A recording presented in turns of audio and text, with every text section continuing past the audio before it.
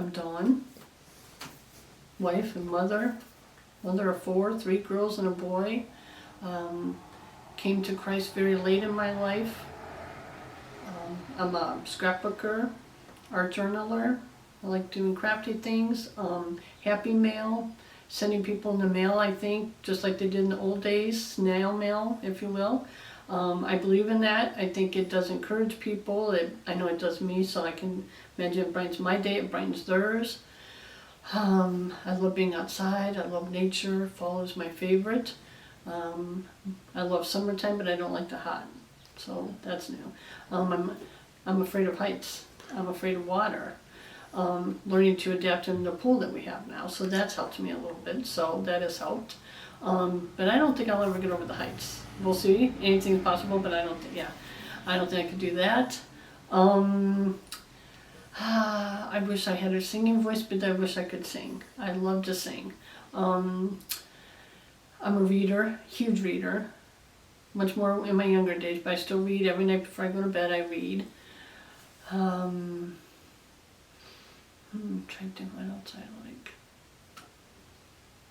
Oh, and cooking. I enjoy cooking more now than I have ever probably in my life. I love cooking and giving it to people now because the kids are gone now. So now it's not just me hurrying up and throwing a meal together, helping feed the kids because we got to go somewhere. They're starving and they're, Mom, when's dinner?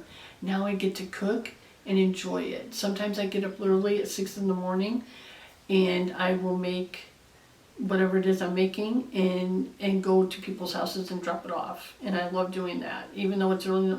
But before I can go to Ruby's and work and whatnot, I just love cooking now more than I'm not much of a baker, but I do love to cook.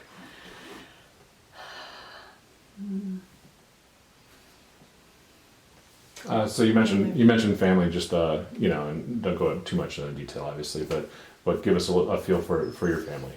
For my family, I love being a mom. I was a mom very young, so to me, that's all I know is being a mom. It has blessed me. I can't even imagine not being a mom. I think even more than I realized it was going to be. I'm in the empty nest stage now, so it's a little bit sad some days. I do miss having the kids here. I'm realizing it was such a big part of me. It was every day you get them up, even when they're older, you're still helping them get ready for school or sending them off, and when they're coming home. And one by one they each start leaving, and there's less kids in the house and less mothering you do and whatnot like that. And so that's where I'm kind of at now too, is a little bit of a crossroads of that and becoming grandparents, just over a year ago. So that's a whole new other season of life too. So balancing the two, and it's just been fun and interesting, because I hadn't thought about that part of me yet, and it just kind of happened, and it's just so wonderful. And so I love that. But for me, family and being with my kids are my favorite. Being with Rich, we've been married 28 years, just in April was 28 years. Very, very thankful for that. He is such a good husband, a good man, works hard for our family, and he's just so funny. I laugh so much with him. He always makes me laugh, and I always tell him. He takes such good care of me every day. I know this, and I know God has worked through us, and just he has sustained our marriage through hard times. So I'm realizing that now too, after having been married this many years, and what marriage means, and that the gift that it is. It really is a gift to me. That's how I feel. I know not everybody has it, or they had it maybe not so much now, but for me, every day it's a gift, and I'm so thankful for him. So I know that. Oh, and Thanksgiving's my favorite. That just reminded me too what I was going to say about fall. Mm-hmm. Thanksgiving is hands down my favorite. It's Rich and I's favorite. I think that's also where the family comes in, and all the kids were sitting around, and we would do things every Thanksgiving. I would make bingo and have them watch the parade, the Thanksgiving parade, and they would look for things. And so that was keeping them occupied while we were in the kitchen cooking and getting everything ready. We started liking Thanksgiving so much we'd have our own here just for us before going to the family one. Yeah. And we still do it now, and it's my favorite day, my favorite weekend. it's like I push pause on life, and I'm not one of those that want to go out and do the Black Friday shopping or rush to do all these crazy. It's a not even stressful. We don't stress about the food. We make our favorites, and we just eat and we relax and enjoy each other. So for me, I mean, we've been doing it for, oh my gosh, years. So yeah, that's. Nobody would know that, but no, I wouldn't have thought that Yeah. either, and that's not one of those holidays a lot of people go to. I know. Christmas, I yeah. will say Christmas wasn't always my favorite. It was very stressful for me. Very stressful. I always thought it had to be perfect. I was one of those crazy people, and I had to make sure every kid had the same amount of gifts. Like if 2 bigs, everyone else has to have 2 big ones, and the same amount of presents, and wrap just right. Do everything just right, and it had to be perfectly under the Christmas tree. Everything had to be right and I just worried so much about getting the right gifts and making them all happy. I don't know where that came from, because I wouldn't say my mom was like that. So it probably just me myself. But as they got older, I got less, and now since becoming Christian is not like that. No, it's way different now. Way different now. I know the meaning of it, and I slowed way down, and I almost pushed pause. And it's more about who the season's about, not what. And that has made a big difference for me. I was actually going to follow up with that question. You answered it already, which is great. One of the things that I did want to ask, when you reference being a young mom, Yes. Oh. I'm going to ask you to go, and don't go into too many details, Yeah. obviously whatever you're comfortable with, but I think it'd be, Yeah. I don't know your story. I know Yeah. a little bit, but go into that a little bit, Yeah. and not, Yeah. to whatever you feel comfortable with, but other people might have that same story. Yes, and that's how I feel God has called me too, especially because of someone I watch her child for. She's a young mother too. And for me, my heart goes out to those, because how I went through it, even my mother was too. But it was right after graduation. I had become pregnant. It was with Kristen and her dad, Doug. We had been together for a few years. So, love of my life, we were just, everybody called us Barbie and Ken to school. We were Barbie and Ken, even though neither one of us were blonde. His hair is darker than mine. He had darker brown eyes probably even than me. But we were known as Barbie and Ken. And, became pregnant. It was hard knowing what to do. I was scared, like, how do you take care of a baby? I can't, how do you take care of a baby when you just graduate? I have no job, I don't have this, I don't, what are we gonna do? And my mom came in. My mom was amazing for me. She came in and she said, all they need is clothing, food, and love. I have that, and I know you have that. That's all they need. She goes, that baby can sleep in that dresser drawer if we have to.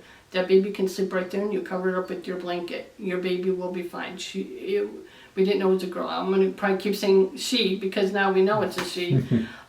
She was amazing for me, because other people I know, when they go and tell their parents that, I'm living at home, just graduated. We're thinking, your kid's going to go to college, your kid, whatever. And obviously the story's turned. And she helped me through all of it. I had morning sickness so bad. I ended up in the hospital for about a day and a half. Very dehydrated, everything. I was just too much morning sickness. They got me on some medicine. Started finding some foods that would stay down for me.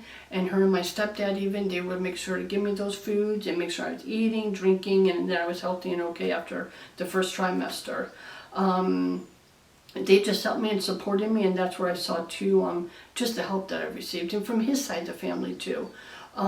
His mom was fine too. They were both just stood by us and helped us, and that 9 months and got us through, helped us and do me the best baby shower. It was so fun, totally surprised me. I didn't even know about baby showers really back then. I mean, this literally was new, and that's why when I say they give you this baby and you're just supposed to go home and take care of a human life, it's huge.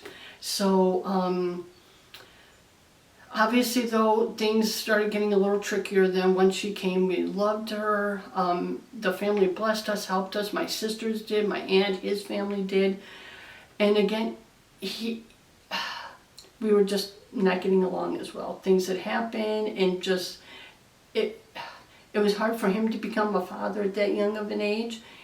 And we agreed together. we're just gonna split, and it is what it is. We knew we had tried. No hard feelings ever, and even to this day, no hard feelings or anything. I know she's a gift that I didn't know. That's how I see it. God knew. I didn't know it then, because I didn't know about that then. But now I was like, oh my gosh, look what he has done. And what he's done through her. And so I know for sure it was just, that was God's story, and that's a beautiful story, and I get to walk through that as hard as it was, and sometimes, so that's why my heart goes out to those people, because I know sometimes I'd go to the doctors and you have older people looking down on you, and I felt very ashamed, and those are people that didn't really know me and know my story.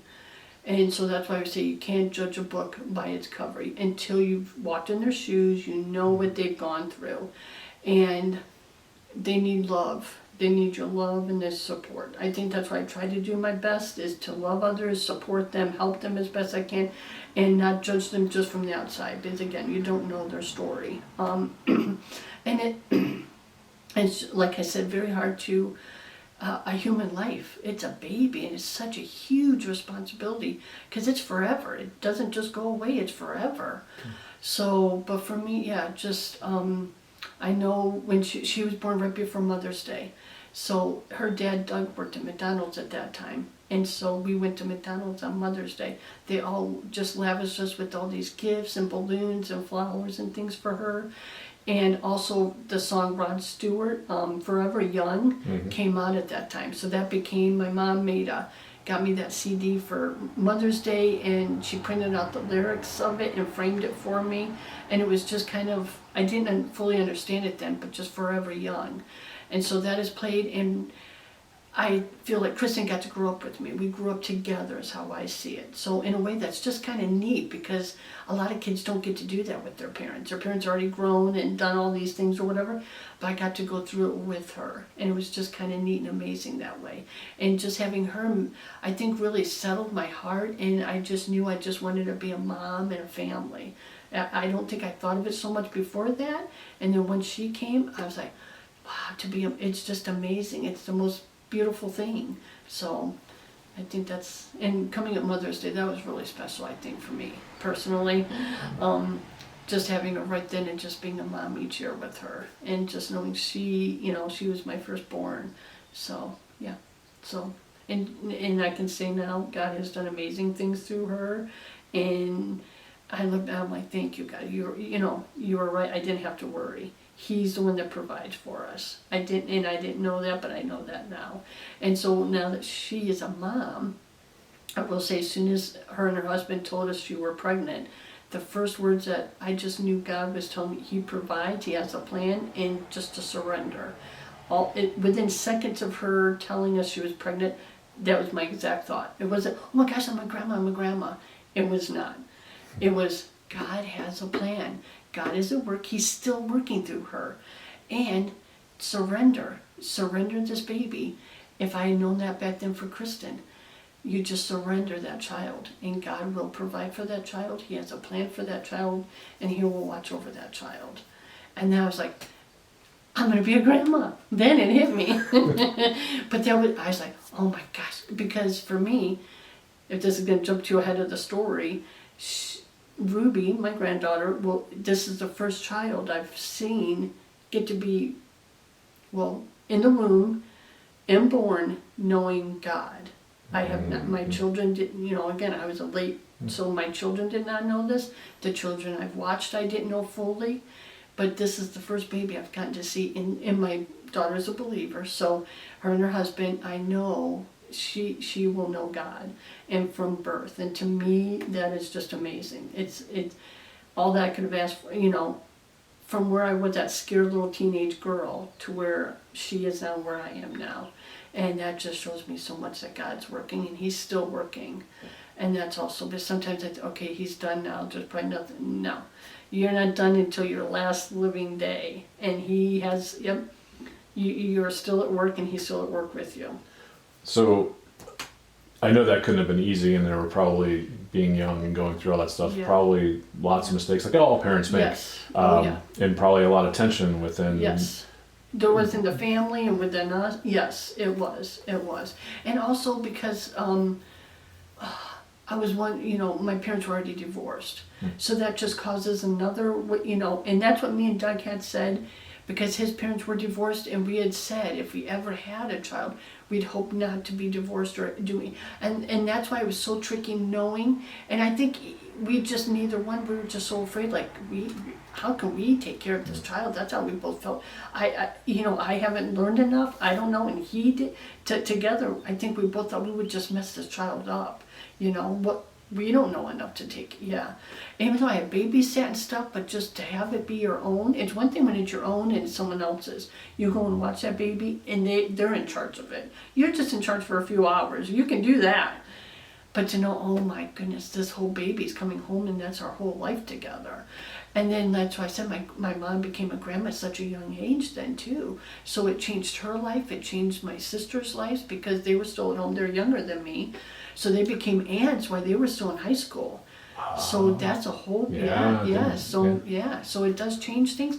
But boy, that's why Kristen came home and I said, and that's why I tell her too, you weren't my baby, you were our baby. I feel like she belonged to all of us. She loved my mom, my stepdad, my sisters, and when I go and visit his family and they just loved on her. She was the firstborn, I was the first grandchild in my family. So she was the first great-grandchild, and so it was on his side. So it was just so neat, just for that next generation to start, and just to see the love. But yeah, and it was hard. And my mom, again, my mom had been through it. So I don't think I could have done it as well without her, without her going through it myself too. She was, they were divorced young too, and that's when we thought we're not even going to get married because we're not sure if it will just that word divorce hung over me, and it shouldn't. That doesn't define, you just don't know. And again, so we agree. I believe we did separate on good a terms as we could have. I don't think we thought any. So you were never married? Yeah, so we never did marry. No, we had thought about, and it didn't feel right because we wanted to marry to get married, not because it was the right thing to do. And I think that's what, and I didn't want that. If we were going to be married, I wanted us just to be married. So, everybody do their own. This is our story. So I know it just did, and then thankfully my mom, she did work from home. She's a sewer. So when I finally did go and get my first job, I got to leave Kristen at home with her, and she got to help take care of her while I went to work. So again, I'm very thankful because a lot of people don't have that. Well, and at that time, there was not, work from home was not a thing. No, it's not. Wow. And especially for her, she's a seamstress. She sewed a lot of wedding dresses, she did a lot of homecoming dresses, she made curtains, she sewed people's pants and did things. She's amazing. So that provided her with income, with staying home to begin with herself too, and doing what she loves. She loves that. And I can't even sew. So for her to do, that's a gift. So, but for me too, just knowing that you get to leave your child with someone, that knows her, loves her, and took care. So it was just so nice. I could just wake up in the morning, like how I said, I babysit for someone now. She has to get up in the morning, get her child ready, and bring her over here so early in the morning. Most babies get to sleep, they don't have to wake up. But a lot of people do, and that's okay. You gotta work. I'm okay with that. But it's just nice knowing I could leave and I come back home. And I tell Kristen this still too. I can remember that first day I went to work and I left her. And when I got home, Mom had her in the doorway watching for me. And she just looked so big because it's the first time I ever left her for a whole day like that. And I was like, oh my gosh, where's my baby? She looked so huge to me. And I would leave her little love notes in the morning, like, have grandma feed you this, or, play with, have a good day. And I saved some of those notes, I gave them to her. And it was just the writer in me, the notes, it's just what I do. And just little love notes for her. Even though she was just a baby, she didn't read or know. But to me, it was my way of saying, thinking of you, Kristen, and I'm here, and I'll miss you today. So, but yeah, we did good. And sometimes, there's a little bit, Mom wants one way, and I'm like, no, I don't want it this way, and we have to kind of compromise or do something. But I think that's with anybody too, that's just part of life. But it caused a lot of tension, I'm sure, yes, in different did. points, and probably Yes. had an effect on Yes. what, Yes, it did, especially later in life. I won't get into it, but there did come some heartache, and there did come some brokenness that happened because of this. As we all got older and things were said and done, and we are sorry for it now. We have talked and forgiven and moved past it, and that's a huge part. And I know, again, God did that, and I didn't know that then, but I know that now. And sometimes things do have to be broken in order for God to put it back together in a better way, in the way it should be, not the way it was. And that takes works, and it takes tears, it takes pain and heartache, and nobody wants to do it. But I'm starting to learn now as I get older too, and going through hard things. If you want things to be the right way in God's way, you have to go through that. And you have to allow Him to work through you that way, and to know it's growing you. And you want, I don't know the right way to say it, I hope I'm saying it right, but that's, you want it to be the way it should be, not just half broken. And sometimes, and I'm good for that, like, oh, it'll be okay, we'll just leave that be and just keep moving. But then that just causes it to re-break, if you will, and resurface again later. Right. Until you get it fixed the way it should be. And God does that. God did do that. And that's how I see, if you will, that's how Jesus, we all kept trying to fix things and do things our own way. It was not going to happen in our own way. It's not going to happen in our own strength and nothing. And that's a huge part of the redemption when you read the Bible. It was Jesus. And He came, and He can do that. And that's what I have to believe for our family and for the world and for anybody, is the belief you have that through Him anything is possible. And you just have to believe and ask for His will and not your will. And align your heart with that. And that's what I think. That's a huge part of what I've learned through that. Which all those years, it's her birthday this week. She'll be 34. Would you have asked me that 34 years ago? No, there was tears and just so much doubt and worry. And that's why I'm just like, how will I feed her? You have to buy formula. And well, I didn't get to breastfeed, but I formula and then eventually food and clothes. And my mom's a sewer. My mom sold a lot of her clothes. She sold mostly my first year of clothes as a baby, and she did the same for my Kristen. And just, I would say, Mom, make something like this. She'd whip it up in a day. She was that good. And Kristen, a lot of her outfits were that way. And then also because she was the first one, again, I said, a lot of people just kept buying stuff. My Aunt Amy, she has boys, and she always loved girls. She would buy things and send them to me for her because she didn't have a little girl of her own. Mm-hmm. So Amy is very special to me. I will always remember that, and I've told Kristen about that. Yes. So in my Aunt Sharon on my mom's side, she bought her first Christmas dress. So she'd have a prettiest little Christmas dress, and she bought her first little Easter dress, but that was her thing, and she always bought me diapers. It's like my mom, now I see that my mom must have said, the diapers are getting a little low over here.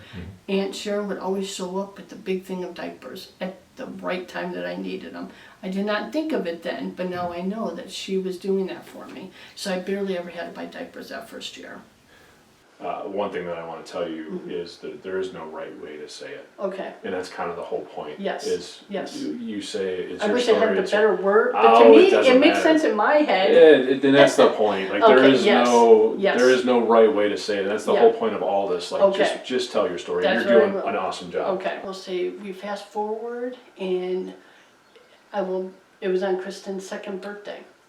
And it just so happens that there's a guy that's lived across the street, and I paid attention and been noticing him, and my mom and sisters have been noticing, and they're like, if you don't go out and go meet him, we're just gonna go tell him, to come over here. So I was like, okay, I can do this. So, and we had always left for work within minutes of each other and came home. And I would even see him on Tyler Boulevard where I worked, and he worked out that way. So we kind of followed each other to work without knowing, in a way. So I knew that I would get home first that day, so I put her in a stroller, and I started walking down the road knowing that he was just going to be coming by, thinking maybe if he stops, it's meant to be. If not, I'm just going to keep going. It is what it is. By this point, took me a long time to get over Doug. It had been 2 years, like I said. Things, I just felt ready. Like if I could find someone, I was ready to start again. And so I went for that walk, and sure enough, his car came by, and he got right to his house, jumped on his bike, and followed right after me. So I was like, okay. He jumped on his bike. He's a bike, yep, he has a bike, he would take bike rides. So and I knew this. So, yep, I knew either he was going to slow down his car, or he might get on his bike or walk. I didn't know, but that's what in my head I was thinking. So he got on his bike real quick, a regular bike, not like a motorcycle bike. And he came up and he said, hi, and he said, who's this pretty little girl? I said, this is my daughter, Kristen. And he's like, oh, he goes, I only have brothers. He goes, I always thought, one day maybe I'd have a little girl. And I was like, yep. So I was like, oh, okay. So we just walked, and where we lived, there was like a little block thing to walk around. That's where I always took her on her stroller ride. So he kind of rode his bike real slow beside us, and we walked and talked and that. And then he asked me out. And he even said, how old are you? And so when I said, well, I am 21 now. And he said, because he wanted to take me to hilarity, so he wanted to make sure I was old enough to get into it. And I couldn't believe, and I said, yeah, 21, my birthday's in August. And he's like, oh, wow, well, so is mine. And this is another cute part of our story, because I said, really? Because in my family, all the birthdays are in April. My parents, my family, my sister, and then you have Easter sometimes mixed in with that. So I always felt like left out in April. Like they all had all the fun, they all had birthdays together. I'm over here when it's August, when it's the back to school. So let's just get her back to school things, or just the boring things, or just whatever have you. And so I said, really? Mine's 18th. And he goes, mine's the 19th. I go, let me see your license. But I was like, there's no way it could be the day after. Like, how awesome is that? He pulled it out. I'm like, it is. I'm like, oh my God. I was just in heaven. It was just so sweet. And so, he's right across the street. So we were going to go to Hilarious for that first date. And he's like, so he calls me. He's like, should I drive over to pick, because our driveways align together. He's like, do you want me to walk over, drive? I go, drive over and pick me up like a real date. So that's what we did. And we went to Hilarities. We stayed out talking afterwards. We had the best time. And so we just slowly got to know each other, slowly with Kristen, because again, this was very new for both of us. He had never been around children. He did not know about children. It was very, very new for him. So. Same age? No, he is 6 years older than me. Okay. And it turns out once we started talking, he grew up behind me, in the allotment behind me, but he's 6 years older, so I never got to meet him. We kept missing each other, obviously. So he graduated and went out to the Air Force. He had just been home for about a year or two, I think, before we met. He had been in Fairport, came in and moved right across the street from me. And his mom lived in the street right behind him, and that's how that kind of happened. Wow. So just crazy how, yep. So in here, we had sold our family home and got this home, because otherwise I would have been there. But with Kristen coming, and my mom and my stepdad did get divorced. So we had to move. And it just so happens that's the house. So it's funny how houses are a part of my story, and it just so happens where they end up being. And that's a part of my story too, which I can tell as we go on. So we just started dating slowly and everything's going good for us. I think we did pretty good not knowing how to do this. I was always with Kristen. I either went and saw him after she was in bed, or sometimes we went and did stuff with her. And then he ended up moving and getting a house and wanted me to come too. So we slowly moved me and Kristen in there, and everything was going okay. We did it very slowly, spending just weekends there and some nights there. And then we moved in with him officially then. And then it wasn't that much longer, he proposed to me after that. So then we went ahead and made plans to get married the following year. We got married, and I will say this is how he's just so wonderful. Everybody's telling us to go on that fun, adult-like honeymoon. You gotta go do this and this. I had never left Kristen before. Again, I am a young mom. She was everything to me. I love her. I can't just leave her. And he knew that, and he's like, we don't have to listen to what people are telling us. Let's do something with it. I was like, oh no, you don't have. He's like, no, let's do this. So we went to Disney, and he's like, he came. He's She's like, what, let's 3 at this time? yeah, she was almost 4. Yep, 4, and then we just got married like a month before she turned 5, and it was the year the Lion King came out. So again, that was a huge part of our story right there, was Lion King with her. But we had the most. My wedding again is when the family came together, and I say it wasn't just us. My face literally hurt so much that night because I smiled so much, and it was the best day. I just feel the whole family came together. It was a huge celebration because it was both of our families together for the first time, really, and all the extra friends and family members and stuff like that. So it was just the best wedding, and she got to be a part of it. She was our flower girl. She was in it. We have videos of her dancing, and it was just so cute. And that's what I mean. She grew up with me. She got to be a part of that story. Not all of us get that. So again, she's like my whole life, my whole story right there, at such a young age, and to know me all my adult life really is my daughter. So, but we go to Disney and have a good time. We come home, and I started babysitting. I've been babysitting for her friend, their 2 little ones. So so I just started babysitting at home. That started becoming my thing, is taking care of children, and that's why I realized, I didn't have I couldn't think of any careers I wanted. I would go get a job just because you have to work. My mom had a video store, so that's why I started working. She bought a video store, so I'd go there at night and work. Rich would come home, I would leave. Rich would take care of Kristen.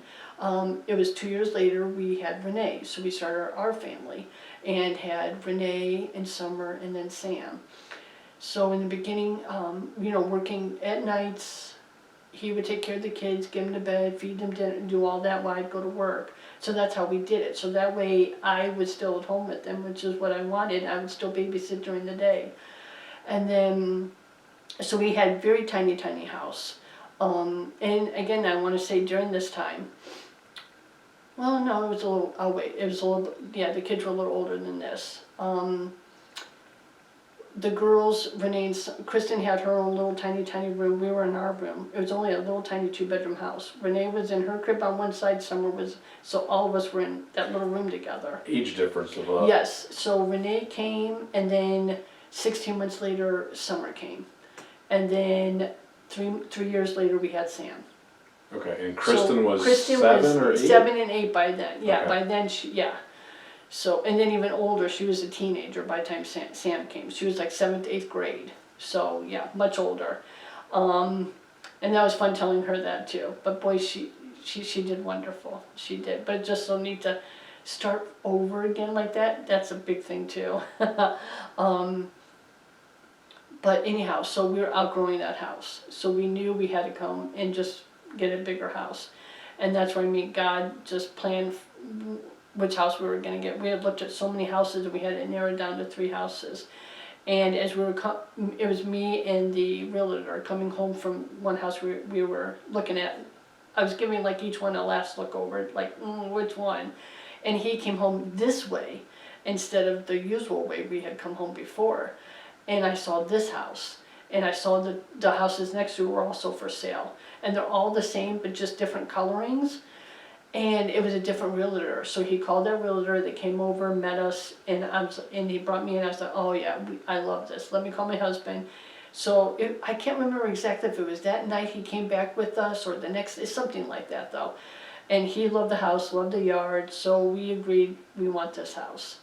So we moved in, and so we moved, Summer had just turned 1, so it was a couple months after she turned 1, we moved in here.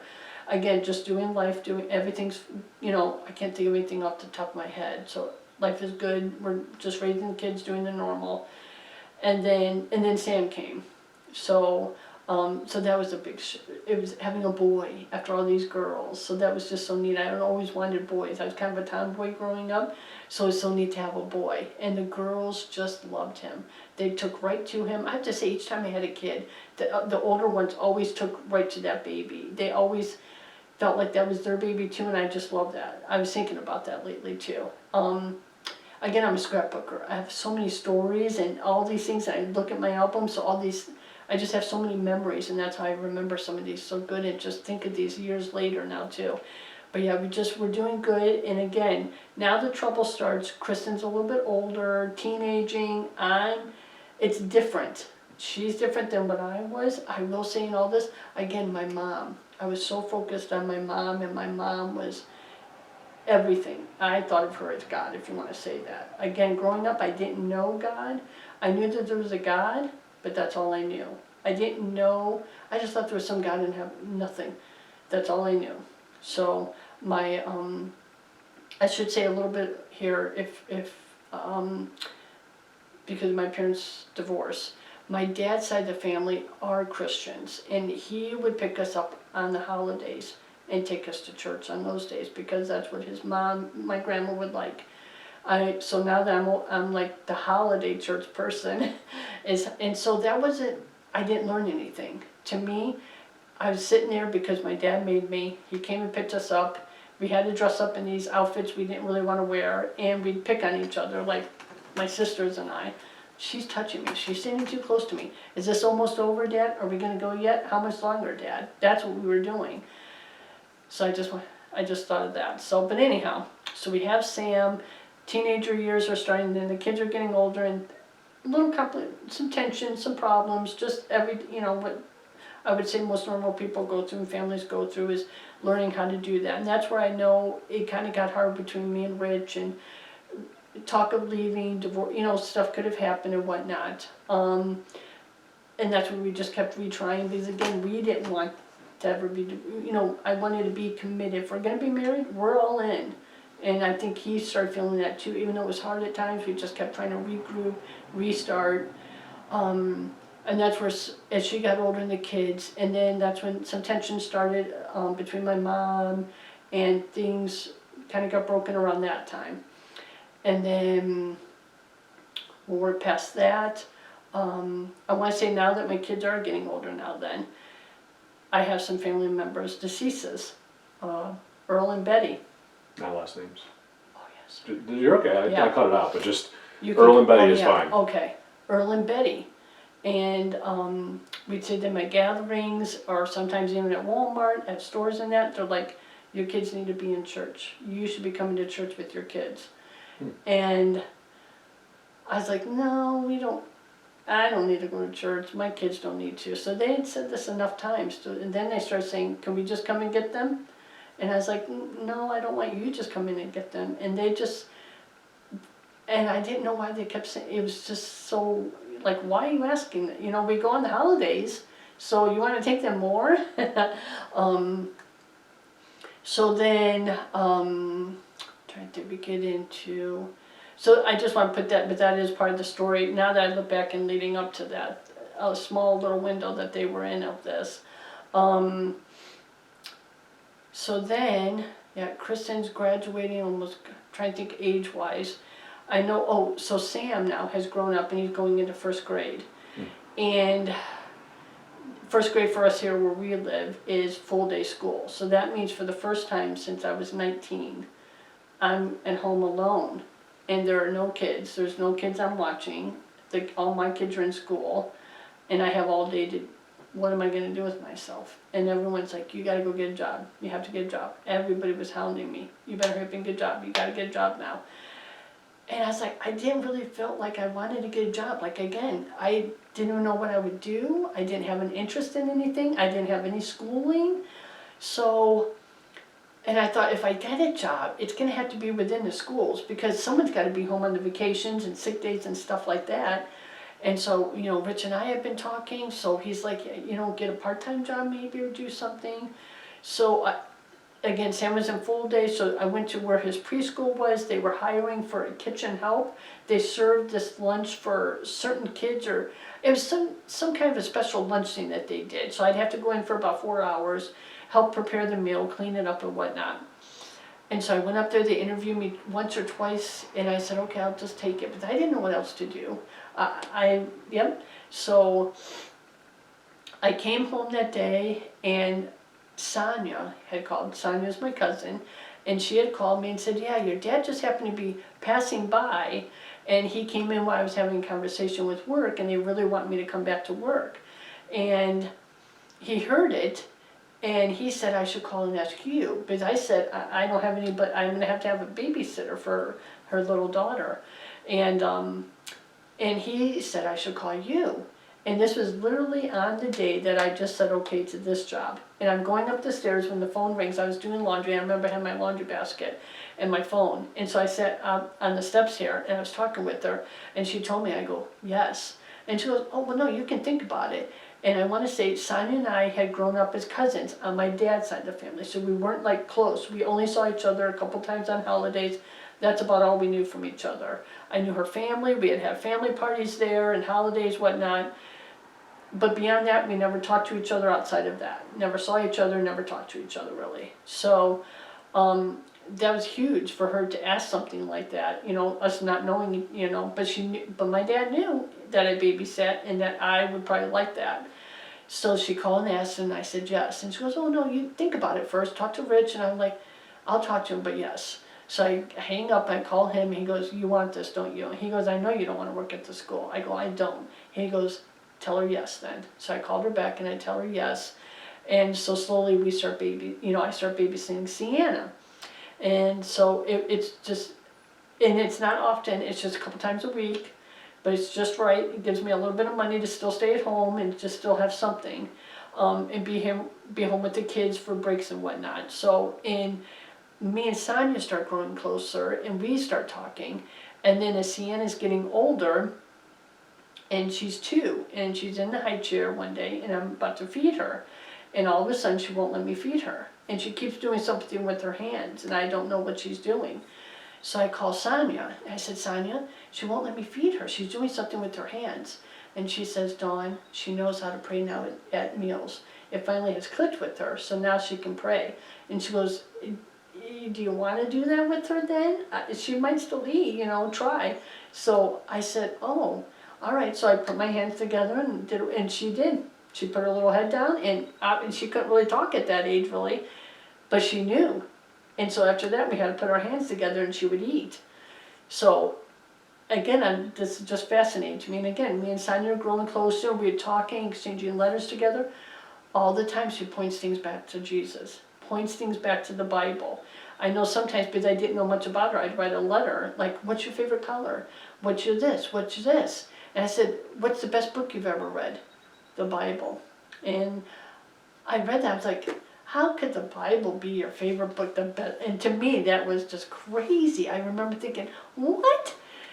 And so for me, I will say the few times I ever went to church, to me, the Bible was very scary to me. So for me to read that from her, I thought, how could that be? So, and she would have little books that, like Noah's Ark and little, you know, children's storybooks that I would read with Sienna. And then I would read them, not really fully understanding, but just reading them with her. So again, me and Sonia had just been talking and stuff, and I just always thought just the smile in her and the light that was in her and her smile all the time. And so I think I told her this, I'm not sure, maybe back then, we may not remember now, but just there was something about her. So I didn't understand then, but now I do, and it was just the light of Christ in her, and I know that now. So fast forward again a year later, and Sienna's like 3 now, and Sonia's going for a workout, and some days she would go work out at the gym and just drop her off for an hour. Every once in a while I would do that, and I just as an extra day for her to go work out. It wasn't like a full day, and I love doing that. I'm like, yeah, bring her over. I just love that little girl. And so Sienna started, by then, obviously she's older, she's talking, and she's like, so, and she kept saying something about, Dawn, go to church, Dawn, go to church. And I go, honey, no, Dawn doesn't go to church.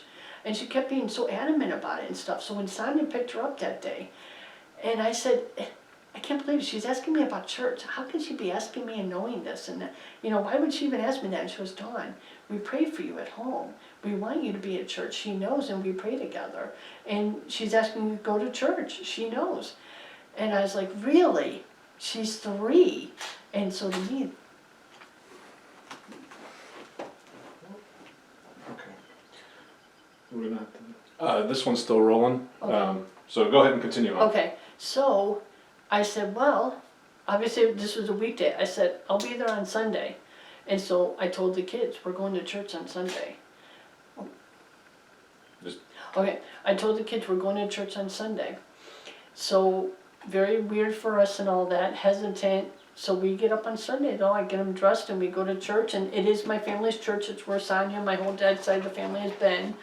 So I get there and my Aunt Dolly's there, and she helps show us, they have me come early for Sunday school. So she helped steer me into the class she thought I would do good with, which is a group of women and they're scrapbookers. But she knew that's what I did, and that was perfect.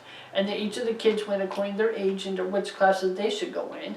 Everything was beautiful. And we went and did, went to church that day, and Sienna was so happy to see me, and I talked with Sonia and she was so excited for us. And then when we left that day, I get in the van with the kids, and Kristen's older by now. She's graduated, she's moved, and she's in school in Florida. So it's just me and the 3 younger kids. And we get in the van, and I said, okay guys, how was it? Are you guys all okay? Because I was kind of like, I'm leaving my kids with people I don't even know, and that's not me. I never ever do that.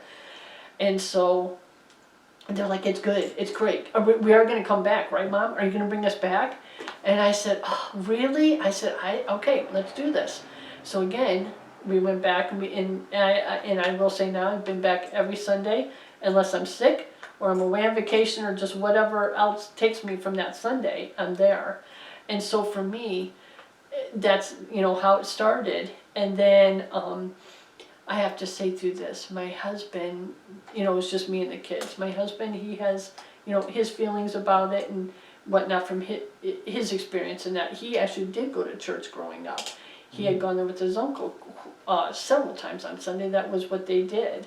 So, funny that he had that, but I didn't have that. So that's our story. So for now, it's just me and the kids that go.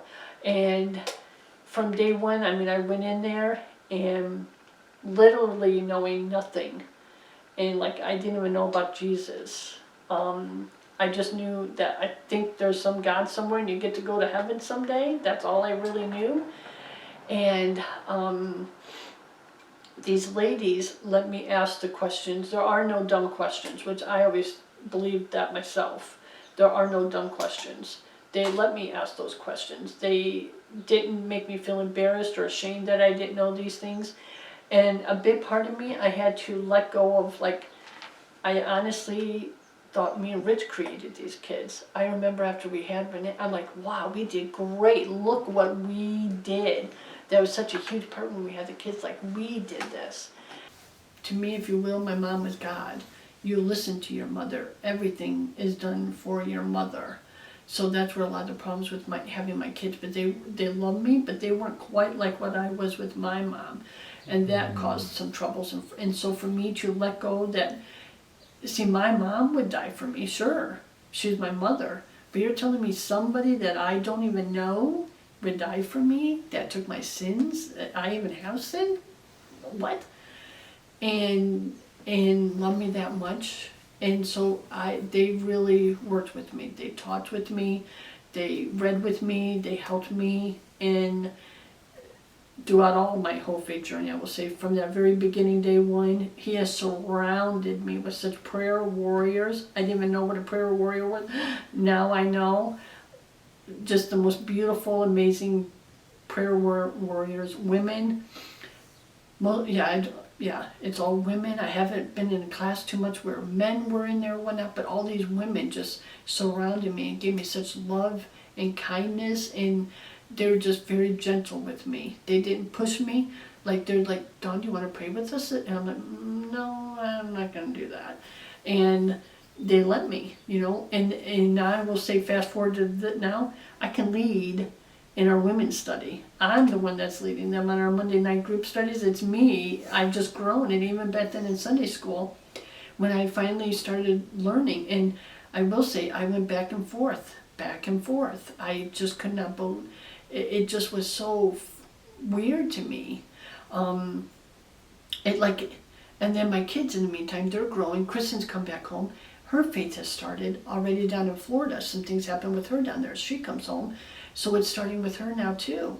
And so we're all just going to church together. They're learning and growing. And again, I'm trying to learn, okay, that typical question. If God is real, why is this happening? and some things that happen. And we have a dear sweet lady at church that has, it's not really even like a disease, but something was with her and it keeps coming back. So every 6 months, even after her surgery and she's doing fine, it comes back again. She is in my Sunday school class. I took to her very well. And I said, what? Why? How can you do this? I'm done. If this is what he's doing, I'm done. And she sat me down and had a good talk and said, no, you watch me. I love my God. I know my God is here. I love him. This isn't from him. God does not do that. And she just, the way her faith was so strong. And it was very hard for me to understand that. And then another time worldly things were happening. And this lady who's not too much in her church now, and even then was back and forth, her name,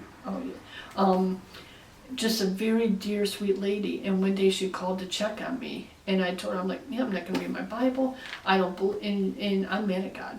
And she said, and I didn't think you could be. And she said, no, you are allowed to be. He wants you to go and tell him these things. He wants you to tell him and ask questions and this. I was like, what? You have to be all that. And she goes, no, I was still learning. Now I know this. And so she really helped me that day. So I started, all right, God, if I'm going to do this, I'm going to try again. And again, he just surrounds me with the right people, the right timing of people in my life that are here. And I will say, online, I met some people. She went through she lost her daughter at birth, stillborn. I'm sorry, I'm trying to think of the name.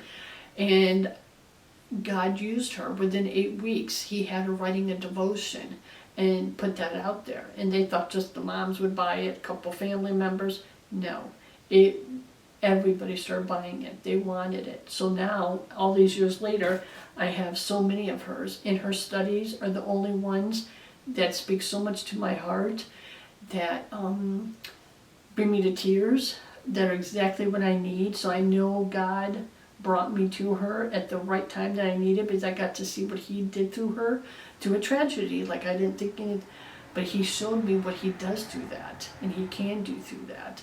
And she knows my story, even though we've never met, we're only online, but now her and her husband, they have a whole company, and they're all over the world, and we talk, we just have never met. We're hoping one day, if not, we'll meet in heaven, but I saw her pick up the pieces, and she had to just keep going, and what he did through her, and through, their family, and what they do now, and it's just amazing. So he gave me a way to physically see that happen.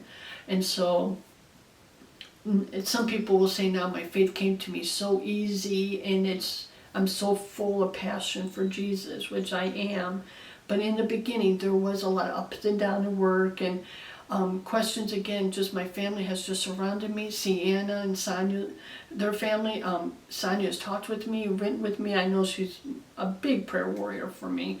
So got to learn through that. And now fast forward a little bit, and our daughter Renee ended up some OCD, and so that's when I know.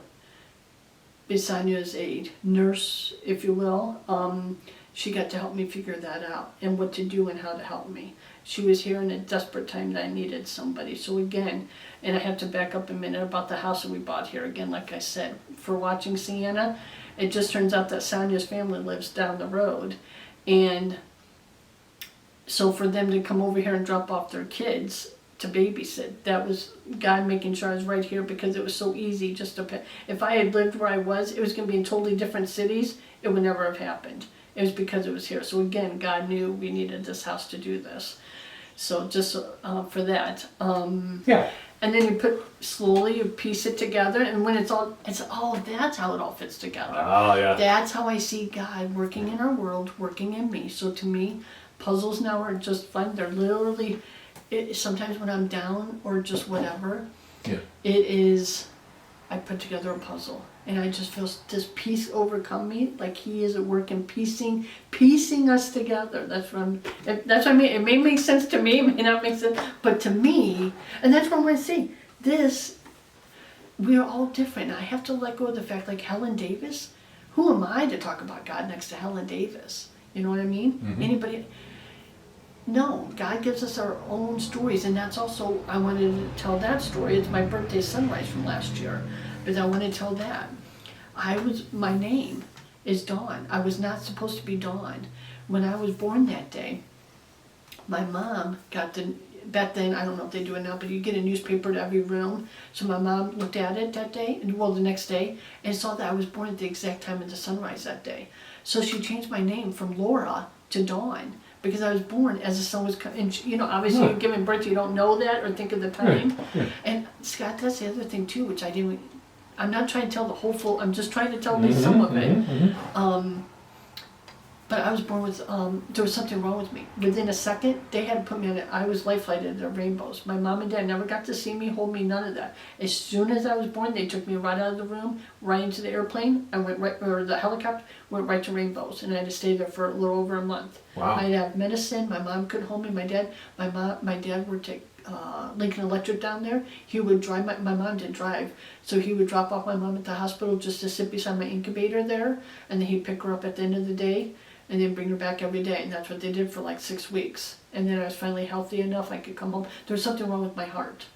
So that, to me especially, I got to live. And that's why now that I know this lady, why did her baby have to be stillborn? Yeah. There was such strong Christian, and it just tore me. But reading her story, I mean, literally. And so now, I didn't really understand about my name. I knew something about it, and in the last couple of years, I've been telling Rich, I want to go see a sunrise. I've never seen a sunrise. And so that last summer I was talking to my mom more about it. She goes, and then she really told me how the whole story evolved, like I'm telling you. Oh, wow. And I was like, so that's how I got my name? So, and then at the time, Pastor Kevin is telling us, telling us this, and he's telling us that he knew you before you were even formed in your mother's womb. He kept preaching that to us. And so, Oh, wow. it led up to my birthday, until it finally one day it clicked with me. I was born at the sunrise. God knew even before this, before I was even in my mother's womb, He had a plan for me. And that's why my verse this year, Philippians 1:6, He who started a good work with you will complete it. So that is my verse. And I have a word each year, remember, and a verse each year. And so I told Rich, we're going to go on my birthday. Take me you figure out where I can go see a sunrise around here. He's a fisher. So he knows where to go in Fairport and go out there and where he would fish at, and we'd walk out and we'd see the sunrise there, because we didn't know where else for sure to see it, and I wanted to make sure I could see it and get a picture of me. So that is my picture of me at the time I was born, 53 years before. But yeah, and so to me, I felt like full circle, like it really connected, like He does have a plan for me, He does have a purpose for me, and it started then, it started even before then. So that's what this is, and that's, I'll jump ahead to that later, but I just had to, so see, there's these little things He does, and to me that just meant so much to me, like, because sometimes I doubt, or I just, does He really, because just whatever, again, my story's just so different, and I have to quit doubting that. He and His timing, so that's also what I'm working on. He has a timing for everything, and that's what I want to make sure I say about Grandpa Brewster, because he made sure I got there that night. Oh, yeah. He told the family, and that. Wow.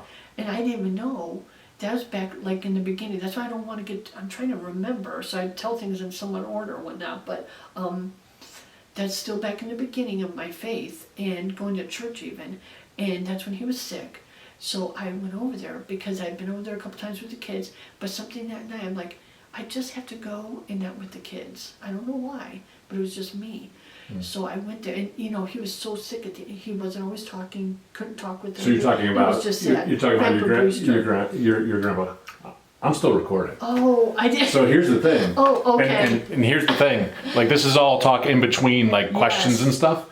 But I keep recording because things like this will come up, and maybe they're the most important things you say, and we're just having a conversation, and that's so that's great. I do that on purpose, and some of like Helen's and other things, you catch those moments Yes. And you just don't know. I don't know what God's plan is, so I hit record and I let it go as much as possible. So actually, all this has been on there, which I think is great. Well, this is good then. So yeah, go a little bit more into that story. So I know you're fast forwarding, and that's okay. It doesn't matter. We don't care what the chronological order is of your story. You know, I think it's just getting it out there. So that seems to be on your heart right now. So let's talk about that a little bit. Why don't you go ahead and talk about that? So again, just the beginning of my faith then, not understanding, and on my dad's side, like I said, they were Christians. Just my grandma was, not my grandpa. So she had gone through her whole life too, not being married to a believer, and raising her kids, going to church, and doing all these things that I didn't even know about till now. So my grandpa's sick though, we've been visiting, and that we know he's towards the end, so we know it's just a matter of time now. And I just felt this nudge, like, just go there. You need to go see your grandpa. So I'm gonna go see him. I'm not taking the kids. I just gotta go be with him. I get in their car and I go there, and there's people there. My family's there. And then the pastor from our church shows up, Pastor Mike. And he comes in and says, so, I hear something you got to tell me. I hear some good news you have to tell me. And everyone's just so excited. I was like, why are they so excited? What's this about? And he's like, yeah, so you want to be saved. You believe? And he talked with them, and I guess he was finally going to be a believer, which to me, I still didn't fully understand what all this was and whatnot. But I just remember the joy that was so much in my family, and I still remember that. So we go to, probably it was that week on Sunday, family from out of town came in, everybody was there, everybody was in church, and they had to carry him up there. Again, he was so sick, so they had to take him up. And my grandma by then had Alzheimer's, so she didn't fully understand, but they have her up there with him too. And so it was just I remember crying, it was just a beautiful thing. And so this is also why I want to write my faith journey, because you think you're going to remember all these things and you don't. And now that it's been this many years, I know the things, but I don't always know the right order of them. So I'm going to start working on that. And so I wasn't baptized. I wasn't even a believer then. So fast forward however much. Yeah, you got baptized, right? Yes. And then the other thing, I guess, kind of walk through like that whole story. Your grandma was in church like every Sunday. Yes, my grandma was a huge believer. Because again, back then I didn't see them except for my dad picked us up on holidays and stuff, and we'd go visit. So I wasn't with them as much as like even my cousin Sonia. She lived right there by her. She was very involved with, knew my grandma, saw her all the time. I knew my grandma came to all my kids' concerts, the games. She went to everything. She loved her family. She has 8 kids. So my dad is her son. So it was just amazing just to be in this beautiful family all these years. She is also, I feel like I took her photographic because she always took pictures, and she was always about the pictures. And so sometimes I remember I'm just over the pic. So then fast forward, I take all these pictures and I'm tormenting my kids that way. So I always think about her, and I always think too, this thing is, if she could do what you need to do to take care of 8 kids without all the conveniences we have now, I surely can do it with just a few kids I have. I always thought that. Because I remember the day she got a microwave, and she was just amazed by it. Like, what? It will cook my food in like seconds?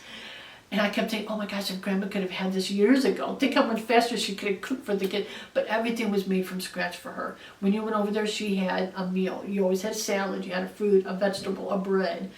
And she just did that. It was just, and she was a sewer too. So just like my mom, she sewed and she quilted. She quilted all of us kids, and the grandkids all have their own quilt. So that was also another piece of our story.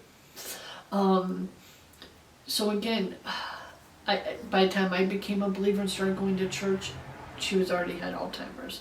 I was the one that got to go over, and I went over twice a week and helped her with her showers. Mm-hmm.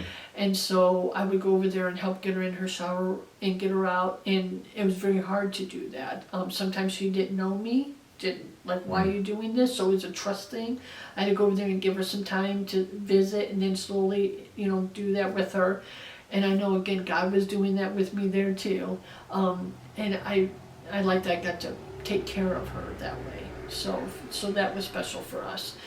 And just always said that I didn't get to tell her. As I got older and more into my faith, I didn't get to talk. But there's this one day when I was reading in the Bible, and it was 1 Corinthians. Love is patient, love is, and I was just thinking about his love and what is this, Well, that day I had to go over and give her shower. On the floor was this random piece of paper, and my grandma's 8 kids, each rotated days taking care of her. I went there on a Tuesday when my dad happened to be there. And I go, what's this piece of paper laying on the floor for? He goes, I don't know, but she's been holding it all day and walking around with it. I pick it up, and it's 1 Corinthians. And it has the whole verse there. And I was like, oh, well, how about that? And it just happened to be the verse I read that day. So I almost wanted to take it with me, but I left it. I put it right beside her, and I left it there beside her. So that was just so neat. I didn't, looking back at that later on, I was like, oh my gosh, how neat is that? And so, trying to think fast forward, and then. Well, so your grandpa, Yes. so that was grandma at church all the time. Yes. Every day. Yeah. He was not the church-going type at all. He was not the church-going type at all. He only went there for the weddings. I'm not even sure if he went for funerals, but I don't know for sure. I just know he didn't go there for anything else. He went there. He was there for my wedding. He was definitely there and smiling and everything for that, but otherwise he was not there. It was grandma doing it on her own, taking the kids, and I hear that she would take even other kids. She would pile her car with other kids. She was always taking kids. I didn't. Later I hear and people, and she also sewed Bible covers, like a cover you would put on your Bible. She sewed some. Some of the women in my church and in my group now still have those on their Bibles now because of her.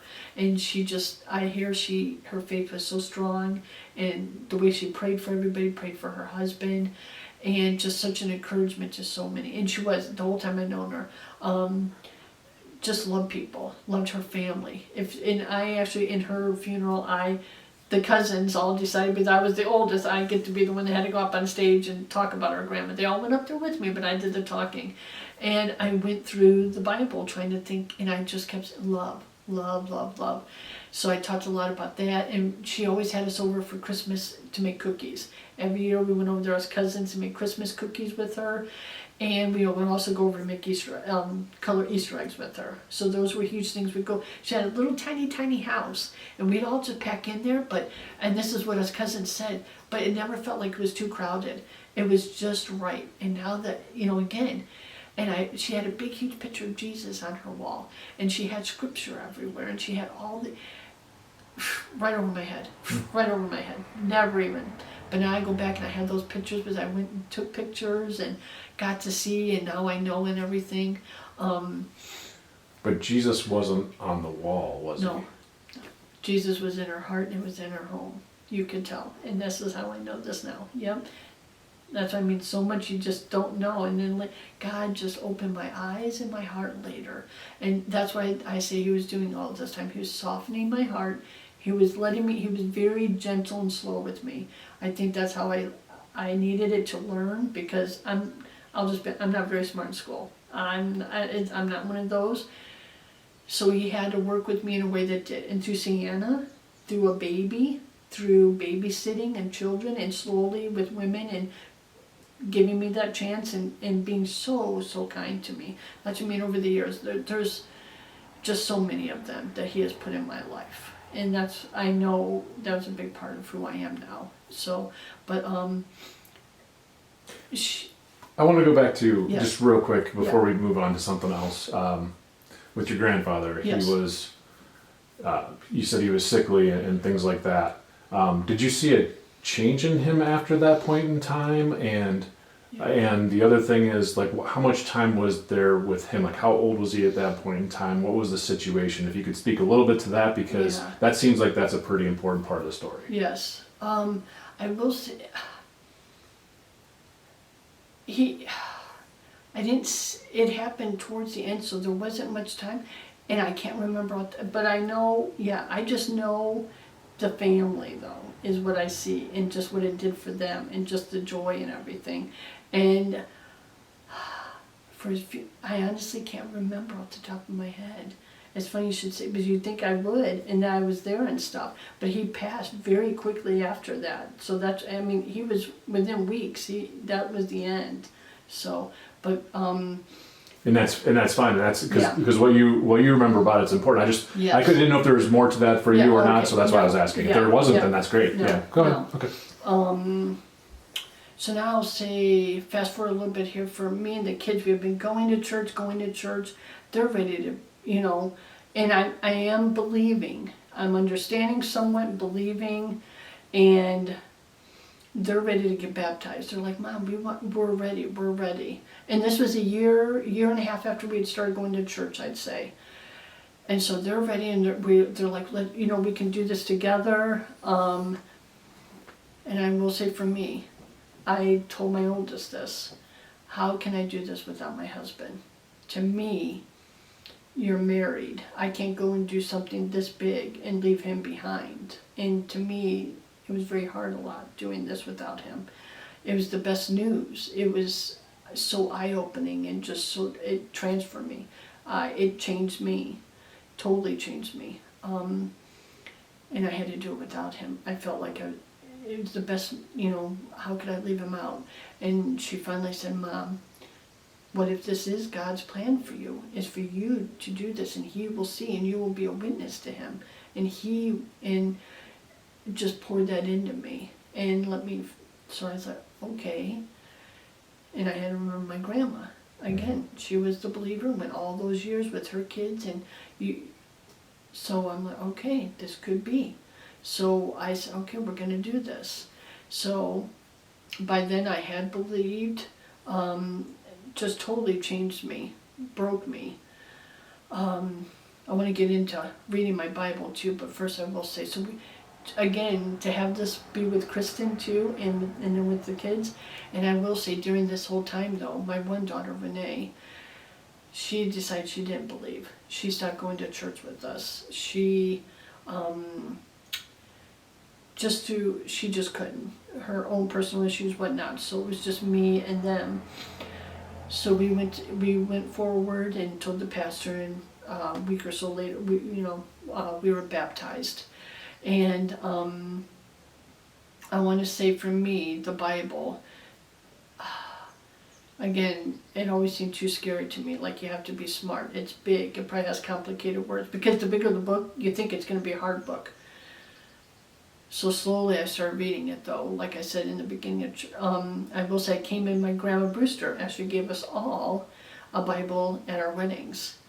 And I had my huge King James Bible. I always kept it. It was buried in the back of my closet. That's what I did with it, I'll be honest. And I pulled it out. I'm like, okay, I guess I'm going to need this. And pulled it out and took it with me. And pastor came in, and the ladies are like, no, you can't start with that. That might be a little too much for you. Let's back up a little bit for you, because I was like, what do you mean? Again, totally foreign, totally over my head. So then the second Sunday that I came to church, pastor had in our classroom a Bible, and my name is on it.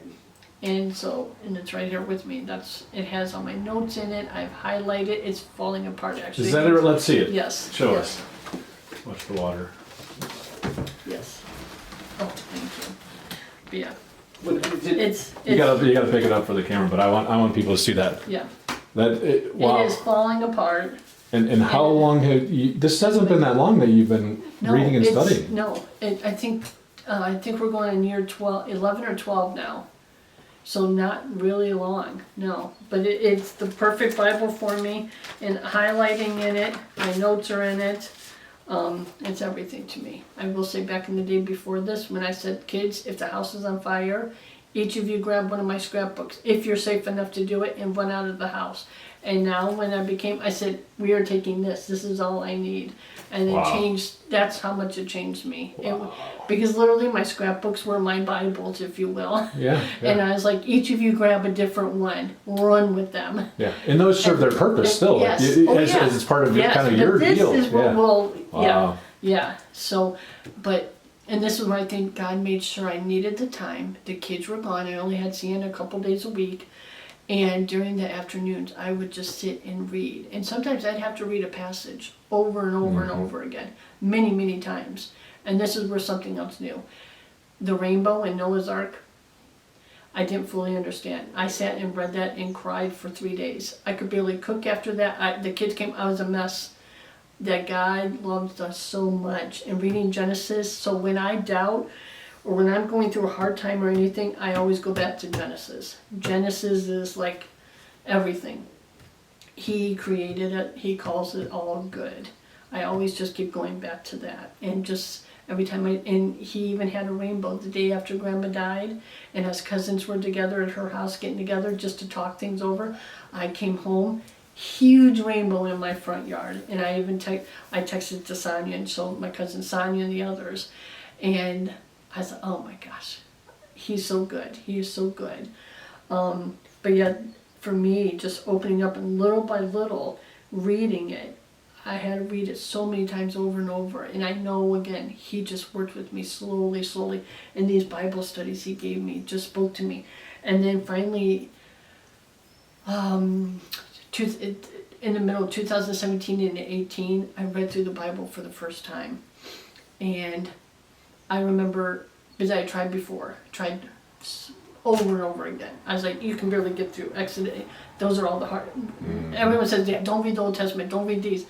I love the Old Testament. Well, don't start with them, I think is probably what they were saying. Yeah, yes, okay. Yes. Yeah. But I love them, just the faith that you see in them, and Abraham and Moses. I just love the Old Testament. But finally, I started it one time, and I did it. God help me. I quit doing everything. I said, this is my goal for this year. I'm going to read through the Bible. And he helped me. He kept me going. When I was discouraged, he kept me going. And I remember turning the last page of the Old Testament, crying. They need you, Jesus. They need you so much, Jesus. We need you.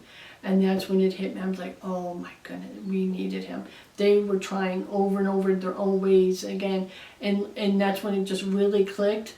And I got rebaptized. Because then it finally really fully hit me exactly what all this was and what his plan was. And then read the New Testament. And the pastor was talking about something at church, like for a while there. And it kept, I know it was stirring something in me. So it was part of that and reading this, and God just, and I was like, I rebaptized, because by then every word points you to Jesus. Every word points you to his faithfulness, his plan. It just like. Even the Old Testament? Oh yeah. Oh. For me, I think so, yep.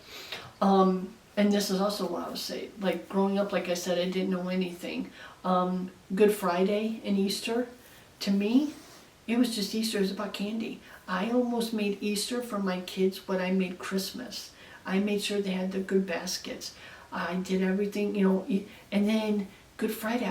I grew up thinking Good Friday was just a good day because you were off school. So for me, I was so excited when the kids would have the day off and we'd play. I'd make these big plans and think we're on spring break and we get to play. Didn't even know Jesus. Didn't even know. And then that first year that we were in church, and then the next year, then because it was our first Easter there, like almost a year later, and they have Palm Sunday, they come out with the palms, and they're singing Hosanna. I was like, what is this? What is going on? And then again, kept reading and learning, and then I knew, and then now the Passover, and to learn what Passover was, and just reading what God did, and he parted the Red Sea, and to read this, and when you read it all together, and again, God just kept working on my heart. I could not be here without what he was doing with me. He works in each of us a different way, and he just opened the word to me. He helped me to read the words and not be afraid of them. And they're life. They're his words. I have no doubt. But so I did read through the Bible that first time, and I'm doing it right now again. And again, you can read the same passage and see something, and read it again later, seeing a whole different way you never have before. It will always happen that way because you're going through a different season. Your faith is deeper, and just whatever. You will always, it's just amazing. So I think back to how Sonia would tell me, the Bible is my favorite book. Now I get it, it's everything. So when you ask if you somewhere that the Bible again, that's the only thing I'm going to carry out of the house. For you, is there a difference between faith and religion? Faith and religion. Faith is Jesus. Faith is having belief in Jesus and that he came and died for you. That's faith. Religion to me is like what you say, like you just go to church because you're told you should go to church, I guess. Or religion is just like you can call being a Christian or a Baptist. There's different religions. So to me, that's how I would describe it, really. Yeah. So that's what I would say. Yeah. And see, that's what I would say, beginning me to me now. And that's the difference, is faith in knowing that Jesus came and died for us. And you believe in that. You believe in him and that he was resurrected. That is faith. To me, that's what he did for me. And that's what I see now. So that's what I would say the difference is. So in the people that you talk about that helped you through all this, Yes. how would you describe them? Everybody's got a different personality or different thing, but was there like a uniform thing that they were? Were they, for instance, were they telling you need to go to church or telling you need to do a certain thing? Okay, so talk a little bit about that, because that spoke to you, obviously. Yes, if anything, they say I have helped them because they did grow up having God. So there's that where you grew up only knowing it and me not knowing it. And to them, you just go because you're supposed to go, and that's just what we do. And then to be in your Bible because they already heard it back growing up, so why would I want to read it and hear these things again? So because I started reading the Bible every morning. That's what I did. I'd get up and I'd read the little daily bread and I'd read my Bible, and I would do whatever study we had in class. But for me, I just personally, for my own self, get up and read it in the morning. Mm-hmm. And so that says that encouraged them and that helped them because they had forgotten some things, and just they never made me feel like I had to do that. Never made it like it was about just going to church, reading none of that. Okay, so off of that, because one of the things that we're trying to get out there is just how different people approach things, and that it's okay. Like we all have different ways to do it, and just to go digging is the point. Yeah. So for you, how much of what you know now did you learn on Sunday morning? Not much. Okay. If anything, the fellowship. To me, church is the fellowship, and to be there with the other, and we're his church. We are there. That I won't always get the right verse right, but it's that when we're a body of Christ, and when one's when you're missing the arm, the rest of the body. That's how I feel at church. We all work together. We all have our gifts, and he brings it together to work together for his good and his glory. It's clear as day. That's what we're there for. He has a gift for each one of us. It doesn't matter, again, even in life, whether you're CEO of a company or you're the janitor. Both are equally important. I used to clean the church. That was so funny. I used to even start cleaning the church. I did that for several years. And just like in real life, it's just an important job. So we all have a job to do, and he's given us a gift. And when you get to live that out, that's the best. You're living for that purpose for him. So yeah, for me, going in there and you're praying together when others are sick, when something, you get to gather around them, lay hands on them, or even just be there to encourage them, because this life is hard, and it's hard. You're going to go through things. You're going to need people with you, and that's another thing that I keep thinking about too in my life is, if someone's down and no one's there to help pick them up, they will keep going down. You need to be there to help each other and get up out of that pit. And he pulls us up out of that pit. He pulled me out of that pit. So for me, no, we're there to do and to spread the good news, to be there to tell others. And so that's how I see it anyhow. Yeah. That's the question. How do you see it? Which is, that's how I see it. So one of that kind of reminds me of one of the questions that I was asked.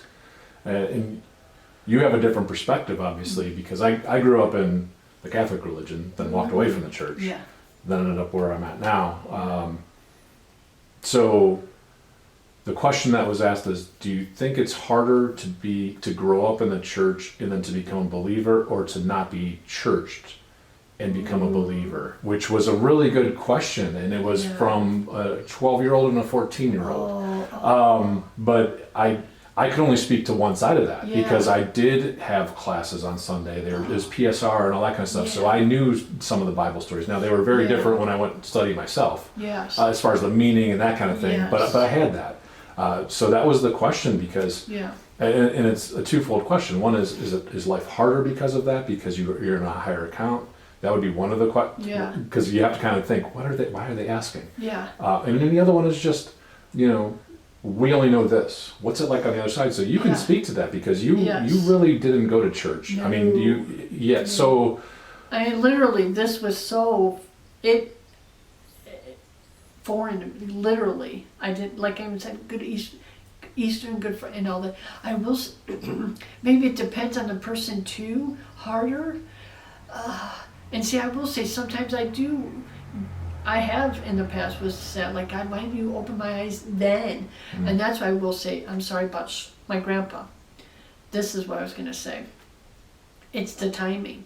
Because then, as I became a Christian, I was thinking more, and it hit me one day. I think I was even at my small group with my Aunt Dolly, who, this is her father. Yeah, and it hit me, and I even looked at her, and we realized, and I said, if he had become a believer years ago when Grandma did, I wouldn't have seen that day. I wouldn't have seen him and all the family come around him. I had that in my notes to make sure I said that. Because so we were studying and doing something, and it's like a light bulb went on, and that's what will happen. Little light bulbs go on. You'll see where God had been working all these years. You may not see it then, and sometimes you may not see it on this side, but it's always for a reason and a purpose and a timing. His timing is his timing, not ours. And I have to remind myself of that, because it's very hard. Well, but if I hadn't gone there that night, I would have seen what I saw. And that played a huge part, obviously. I mean, that was another softening. It was another way God was working in me. And so now I know when you're praying, it's in his timing. You have, and as much as you want it right then, and I'm sure my grandma all those years, I feel for her. Yeah. That's hard, but I'm walking that now. And it's very hard. So that's why it just hit me again. So that's why I had to say it. And it was his timing. And then also, I will say, when my grandma passed, I think it was 5 years after him. I think on that day, again, I'd been giving her showers, and the family had all agreed, the 8 kids, that when we can't do it anymore, that's when we'll put her in a home. We're going to do everything we can till we can't. And it was just getting to where I was going to tell them, I can't get her in that shower anymore. We're going to have to do something, because her legs will not go up anymore. So they had just come to that agreement too, that we're going to go ahead and take her to a nursing home. And so she had just gotten there. And I'm literally doing whatever it was I was doing that day, a random day. And again, that nudge came. Go see Grandma. Go see Grandma. And I'd never been in a nursing home before. I was very nervous. I didn't know how you do these things. So I went ahead, got my car, and it was right here by me. It's in the same town as me. So I went there, and it just so happens one of my uncles was outside pushing her in a wheelchair. And so I talked with them outside, and we wheeled her in and got her back in her bed, and he said he would go take a break and give me some time with her. So I got to talk with her, and she was just so alive. She had not been like that, because the Alzheimer's, and now I hear that sometimes right at the end of life, sometimes that's when they have their most clarity and think, and it was almost fall time. So I was telling her how much I love fall, and the decorations were out in her room and that. I said, I just love fall, Grandma. I go, what seasons do you like? What season is your favorite? And she goes, well, if God decided we should have all 4 seasons, I love them all then, because he made them. And I just couldn't believe that. So, and then I came home, and it was only a couple hours later, and my dad called me and said she had passed. So I'm like, I was like, I was just there though, Dad. Like 2 hours. And he goes, she passed on.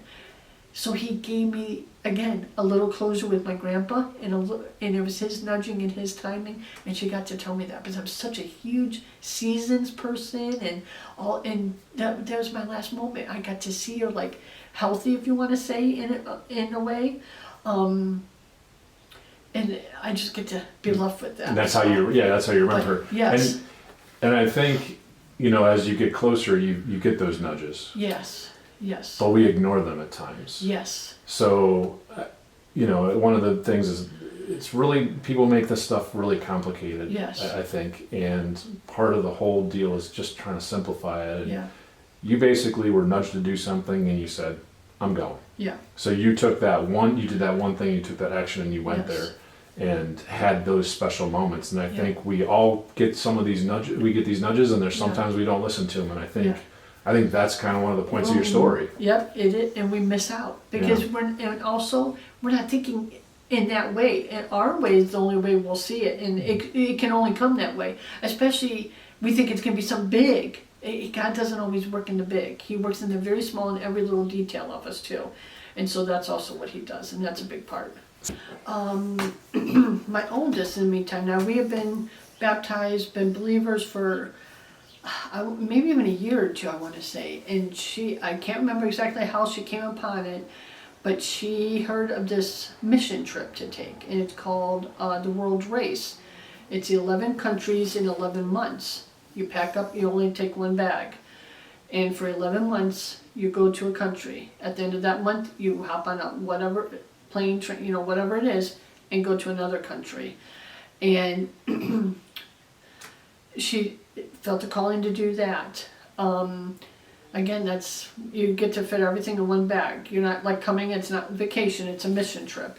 And each country, some countries you might be in, nothing of a place. Other places you might be in somewhat decent place. And I want to say too, in all this time and before being a believer, I have this thing it's called One Word of the Year, where I have a word for the year. And instead of like a resolution, it's my word, and I kind of live out that word. And this is this is perfect timing for this. I was trying to think of what my word for the next year was going to be, and what I do in our family here in November, you're not allowed to buy anything for yourself. Christmas is coming, we're going to stop. So no matter how much you want, unless it's a necessity. Obviously, if you need a pair of shoes, we're going to get you shoes, food. But no toys, no extra, no fun things, even for myself.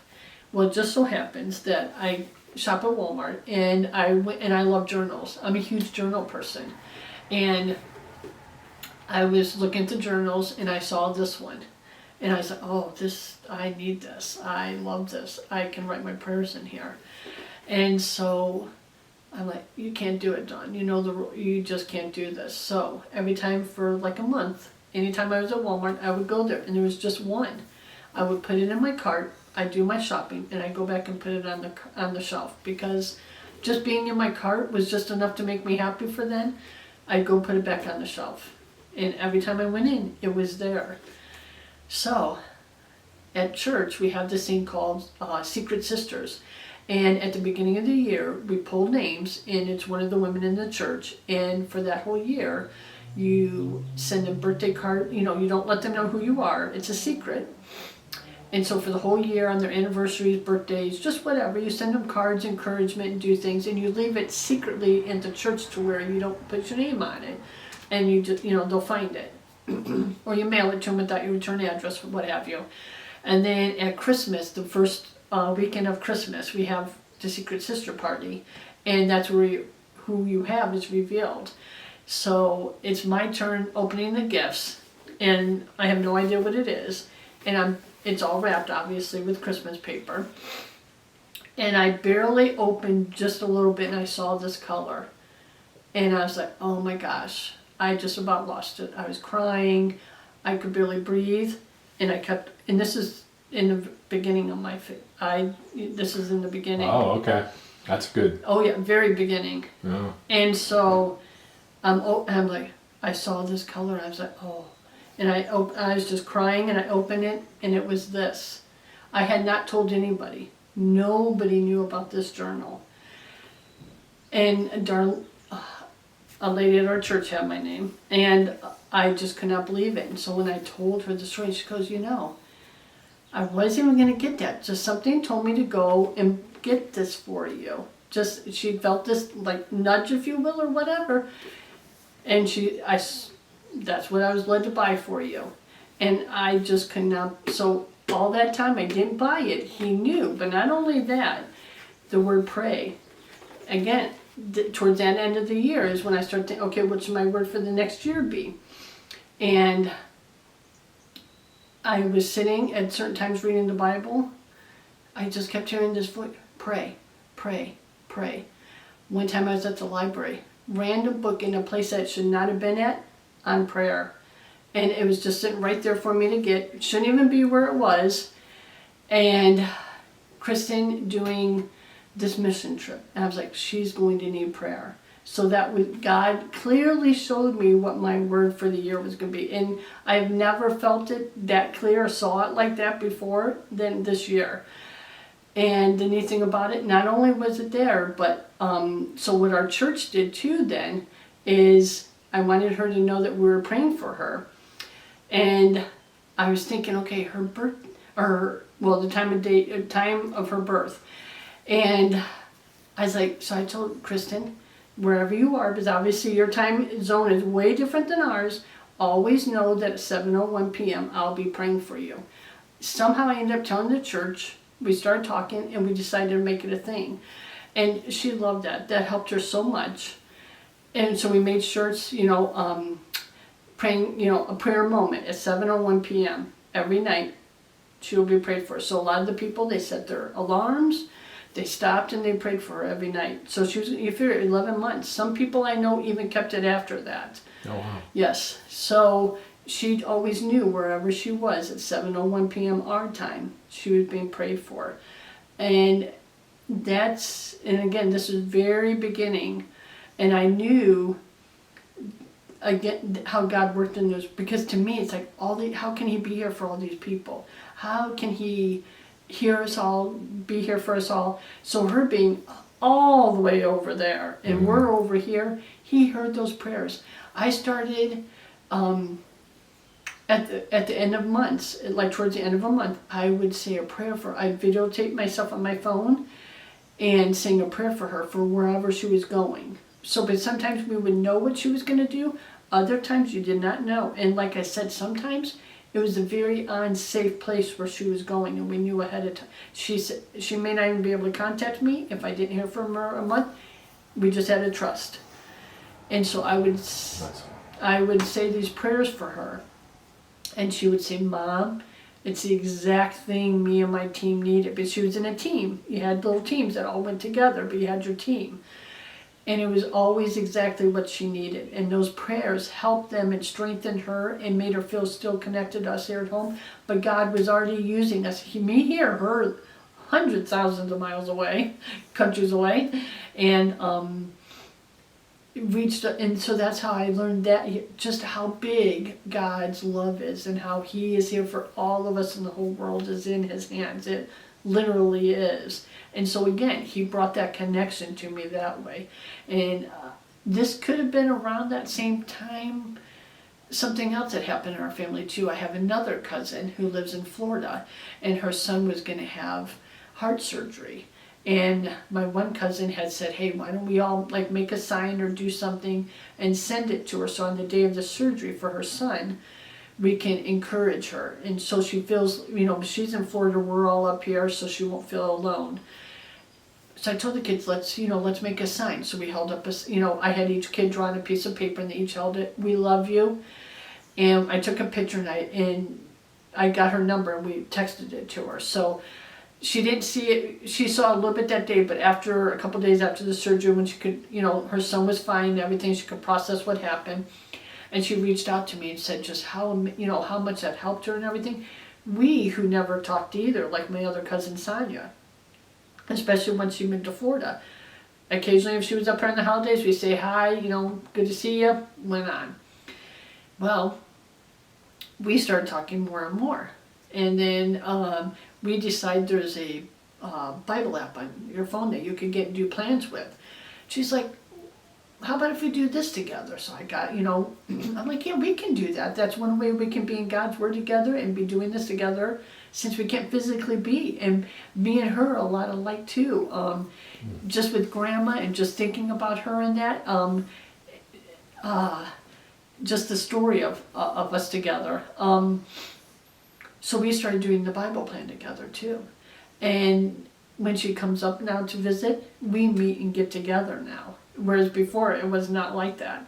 So we get together, we pray for each other, we're there for each other, and we've even done studies together. Even though we're all these, states away, we'd get the same study and she would do it at her time there, and we'd do it and talk about it. And during Lent, we even started memorizing some verses together because we knew we wanted to do something during Lent season. And so we'd pick a verse and we've memorized a few verses out of the Bible together. And we would, by memorizing, we'd write it and then send pictures to each other each day. And so that accountability. And she knew, to help me stay in the Word too, Dawn. So we started doing that together. We haven't done that together in a while, but back then we did it for several years in a row. But just God again brought us through that connection, even though she's that far. That only He could do something like that. That it's just amazing how that happens. But just such a blessing that we can be for each other. And now, not only that, after we have been in the Bible plan for a while like that, we had her mom, my aunt, who is also in my small group. Which, if you had asked me years ago if we'd ever been a small group at church together, no, that's a huge thing. And just such a blessing, and just. I keep thinking Grandma would just be smiling down on us so much, knowing all the connections we made. And now, even my cousin Sonia, we've invited her to be in our Bible plan now. So just recently, she just jumped in it, and already it's just such a blessing. It's just so neat. It's as much as there's good things about technology and not good things. Right. But those are good things. And I even have a dear friend that I met online who lives in Florida, and a lot of my stuff here is from her that she has made. She is a very strong Christian, and she always points me to Jesus in everything we do too. But I'll get back to Kristen. But she did the world race. Our church came together supporting her. And that's what I mean when the church comes together. It's to do things like that too. Not just who's here, but who's out in the world. And there is people that get to go out in the world. It's not for everybody. God only calls certain ones. They get to go out and tell the good news to everybody, and just how amazing that is. And certain things, I know one especially when I don't remember exactly which country it was, but this boy was born deaf. His parents could not afford hearing aids. Kristen raised enough money to get that boy hearing aids. And to me, that was huge. If she hadn't gone, and again, it was the right timing. People had tried before, they could just never do it. But she was able to contact us here, and she had enough support of people she knew and everything. She raised enough money, and that boy got to get hearing aids. So he got to hear for the first time. So I just keep thinking just how amazing that is, So just the stories, and she got to tell her. It was almost towards the end, she got to tell a sermon. She's like, Mom, they asked me to do the sermon at church. And she did it, and she loved it. And just seeing her heart and seeing how much they who have nothing are so happy. They're so thankful and gratitude. They know and believe in Him providing and provision. You would think they would just be so down and discouraged, and she saw such joy. She goes, people over here do not smile like they do over here. It is amazing to see. And sometimes they had to sleep on dirt floors even on some months. It could be either, but and it grew her. It grew her faith, and it grew her, and to see things. I know she even kept a gratitude journal, and she always wrote in there, and she was saying things back to us. And that's one thing I told her. And Mom, I'm going to be praying for you. And I got to tell her, I'm going to be praying for you. And for me, those words were life to me, because I never thought I'd have that. Once I started to have that kind of relationship and get to have that and understand that between her and I. Yeah, because you mentioned earlier there were some struggles, and you didn't get into details, and that's okay. But there was some distance there. Yes, there was some distance, and to have God, again, piecing us back together, what was broken, and bringing us back together and putting in a better way, in His way. And it was just an amazing thing to see, and just the grace that was so much there. And that's what He does. And you don't think, and we wouldn't have thought it would have worked that way. Like she'd have to go somewhere so far away for us to, but that's what God does. Oh, yeah. God does that. And I also know, like in the Bible, Joseph, the story of Joseph, that's also one that was very dear favorite to me, because it's him who's like the favorite child or whatever, and his brothers are so jealous of him, and they decide to get rid of him, and they sell him into slavery. And Joseph grows up, everything happening to him, and just relying on God to get him through the next thing. But God was with him each step of the way until him and his family, again, years later, got reunited together. And he had just such grace for them. And I actually did a Bible page about it. I also art journaled my Bible a little bit, and that was one of the first pages I did, because just reading of just how his forgiveness and his grace for his brothers. Anybody here now, if you did something, your brother or sister, they're going to come after you. They're not going to let you get away with that. Right. They're going to do something to you or whatever, you know. Yeah. But no, Joseph, even though every time he was trying to do the right thing, he just kept, something would happen to him again. He, ended up at other places, and just the whole storyline of him. So that's also one of my favorites that I go back to read. And that's where it shows for us, it can happen years later. Again, it's always on God's timing, and that's what he does. And that's very hard for us to wait on. But he tells you in the Bible, he gives us exactly what we need and tells us, to wait. And he gives us the words, don't be anxious. And if we just wait, he always comes through. He is faithful, he's a promise keeper. And that's also what it keeps coming to mind when I'm reading too. Everything he says happens. He never changes. He's the same then as he is now. It never changes. We all change. Things happen. Things change constantly here. Yeah. That's the one constant we have. He never changes. Is that. So when I guess this is one of my questions. When did you come to Christ? When did you actually accept Jesus in your heart? When did that happen? Do you know the exact time, day and what it was? Did it come on you suddenly or not? Because everybody's got a different story there. See, that first one, I can't. That second time I do remember when I got that time really hit. The first time again, it's like I knew. It just finally clicked. I can't remember the exact day and time, but something I know did click with me, and that's why I knew. All right, he really did this. I get this now. But again, I kept going with my husband, doing this without my husband. Yeah. It's like I knew, but there's always a sadness with it too at the same time. And so that's kind of what I go through, is back and forth with that. But that second time, when I read through the Bible, that was the one on the Old Testament. So that's when that's what hit you then. Okay. It hit me then, literally. I was okay. Yeah. Yeah. And it all made sense to me. I hadn't even gotten to the New Testament. He hadn't even come in my reading yet, if you will. That's crazy. If you will. Oh, yeah. Yeah. Because before that, I had only read, if we had a study on this, I did this. If I had a study. So to put it, when you put it all together like that, because sometimes it is good. That's how we start. That's how you got to do it. Yeah. And it was slowly piecing it. So that's the thing. That was I guess that's part of the journey that I'm interested in a little bit more about. So I know you were in a group you mentioned. Yes. And you also, it sounds like you were doing, you have these other study things with people from a distance and that kind of thing. But something had to get you to the point where you weren't afraid of the Bible, like you said earlier. So I guess if you could go back to that period in time. Yes. And how long did it take too? Because I think some people. It was a couple of years. See, and I think some people think the people that go, it's all this snap of the finger kind of stuff, and it's really not. See, that's what it did to me. Yeah. And that's what I mean. For me too, again, not being one that came from it, and it seems so easy to everybody at church who grew up with it. They just knew everything, and I don't know the whole. And that's where I learned. Where I learned my book is studying myself at home, and I call it wrestling with God, asking him questions, talking to him, figuring things out. And that's why I just had to keep doing, and that's why God gave me those afternoons. I would literally just sit there and reread, and I still don't know everything. It's still, I'm still have a ways to go. I can't connect all, if you call the history part of it, and exact dates and places and things like that. But overall in my heart, I know for sure that Jesus came for me. I know that he came for everybody. I have no doubt about it. Whereas before I did and now I don't. It was the only way, because when you read the Old Testament over and over again, everybody kept failing. There's all the sacrifices, all the kings came, the judge, everybody keep coming and thinking, I'll save everybody. No, we didn't need that. Jesus came and he took all the sin and he took it all and he died for us.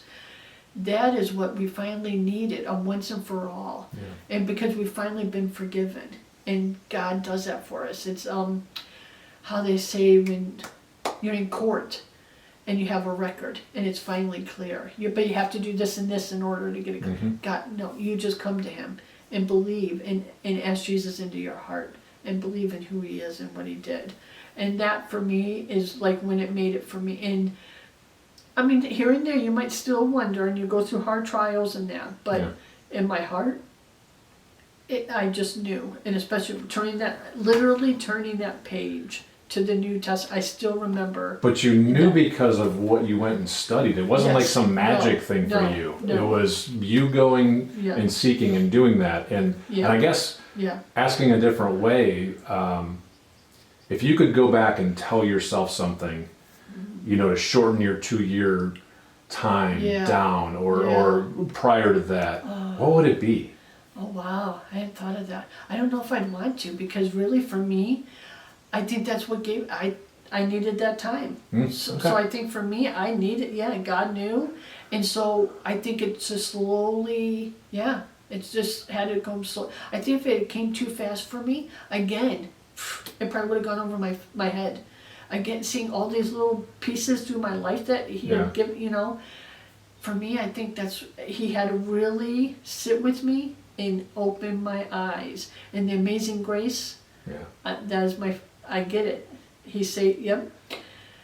And the kids I always would cry at church for that one. I think everybody does anyhow, though. I mean, that just, Well, and earlier I think you said, and I want to make sure I heard that correctly, did you say wrestling with God? Yes. Not resting with God, wrestling with God. And I think people have this view of, it being a different kind of relationship. And you said earlier, like, it's okay to be mad. And you heard that from somebody else that told you that. Yeah. So you literally were like, I'm struggling here. Yep. Like, that's an interesting thing as well that you said. And go ahead. I think we each have to come to him for ourselves. Mm-hmm. And even if you had grown up with him, he's not your family's God. He's your God. You need to come to him for you, not for what everybody else in the church is doing and telling you or what, whatever. And God wants us to come as we are. I had to learn that because I had obviously sin, shame. I had things I had done. I wrestled, I felt bad myself. So, and I told some of these things to my Sunday school ladies. And they're like, oh, he does forgive. You repent and ask, and that's it. That's what I mean. It's a clean slate right then. Every day we have new mercies. He doesn't hold anything back. If you come to him and give it all to him, he is there every time faithfully and loves you. We don't have to be, like I thought back in the day, perfect. That's how I thought. The Bible was perfect. It was big, and you had to come and you had to be perfect. Like me, I wasn't perfect, so I always thought that you had to be perfect to come to church. That was another thing that told me that. So that's why I can't go there. I'm not gonna go. Nope. But no, God does not. God wants you to come as you are. He's the one that's going to do the work through you. He loves you. He loves you just as you are. So you can come to him, and that is what he did for me. So it sounds like what you're saying is don't stress about it. Yeah, don't stress. Don't worry, don't pressure yourself because you don't know it. If you're questioning, you're saying... You have to, there's a part in the Bible which I stayed away from for a while, the Psalms. And it was, I thought it's just poetry. I don't do poetry. I'm not going to read. No, David is in there, and David pours his heart out to him. You can come and you can just tell him anything, and you can. Where are you? Or this is happening. Where are you? He is here. He is right here. You're just seeing him as only you want to see him and do for you. That's not how God works. We're here for him, and he has a plan. You have to just sit back and say, okay. You take the wheel. What's your plan? And let's do it. And that's what it is. So, many times. And you will. I think always. Because certain things will happen and it will come as a shock. And it's like, really? This is your plan, God? Because even now, some things I'm like, really? This is your plan, God? This is not on my plan list. This was not even close. And so, but I have to trust, and that's the beauty of it, though. He gets to do that. We get to trust him, not ourselves. Again, you have to trust him and let him do what he's going to do. And that's why I think he has set me up with the people. And again, going even back to my grandparents and that, and how he did things for me, and watching Sienna, and now fast forward, I'm even watching this little girl now that I've been for almost 4 years now. Just happened to be a close neighbor. Didn't even know each other. It just kind of happened, and I knew it was a God thing. This time it wasn't just about me having some money. It was about me doing for someone that somebody could, like my family did for me all those years ago when I had Kristen. So I got to pour all that love and support and help onto her with her little girl, and that means everything to me. So God took something that I thought was, not shameful in a way back then, because people made me feel that way. Yeah. It's not. He made me all these years get to turn that around into something beautiful, and we get to have a relationship, and I can point them now to Jesus and what he does for us. So again, he works in the most craziest ways. So that's, just the craziest, amazing ways though. And I get to sit here at my desk, and I had since I was 13. And just get to be in this room. So it's my craft room, my war room, prayer room. It's just everything I love, and it's surrounded by things people have sent me and did for me, and I love that.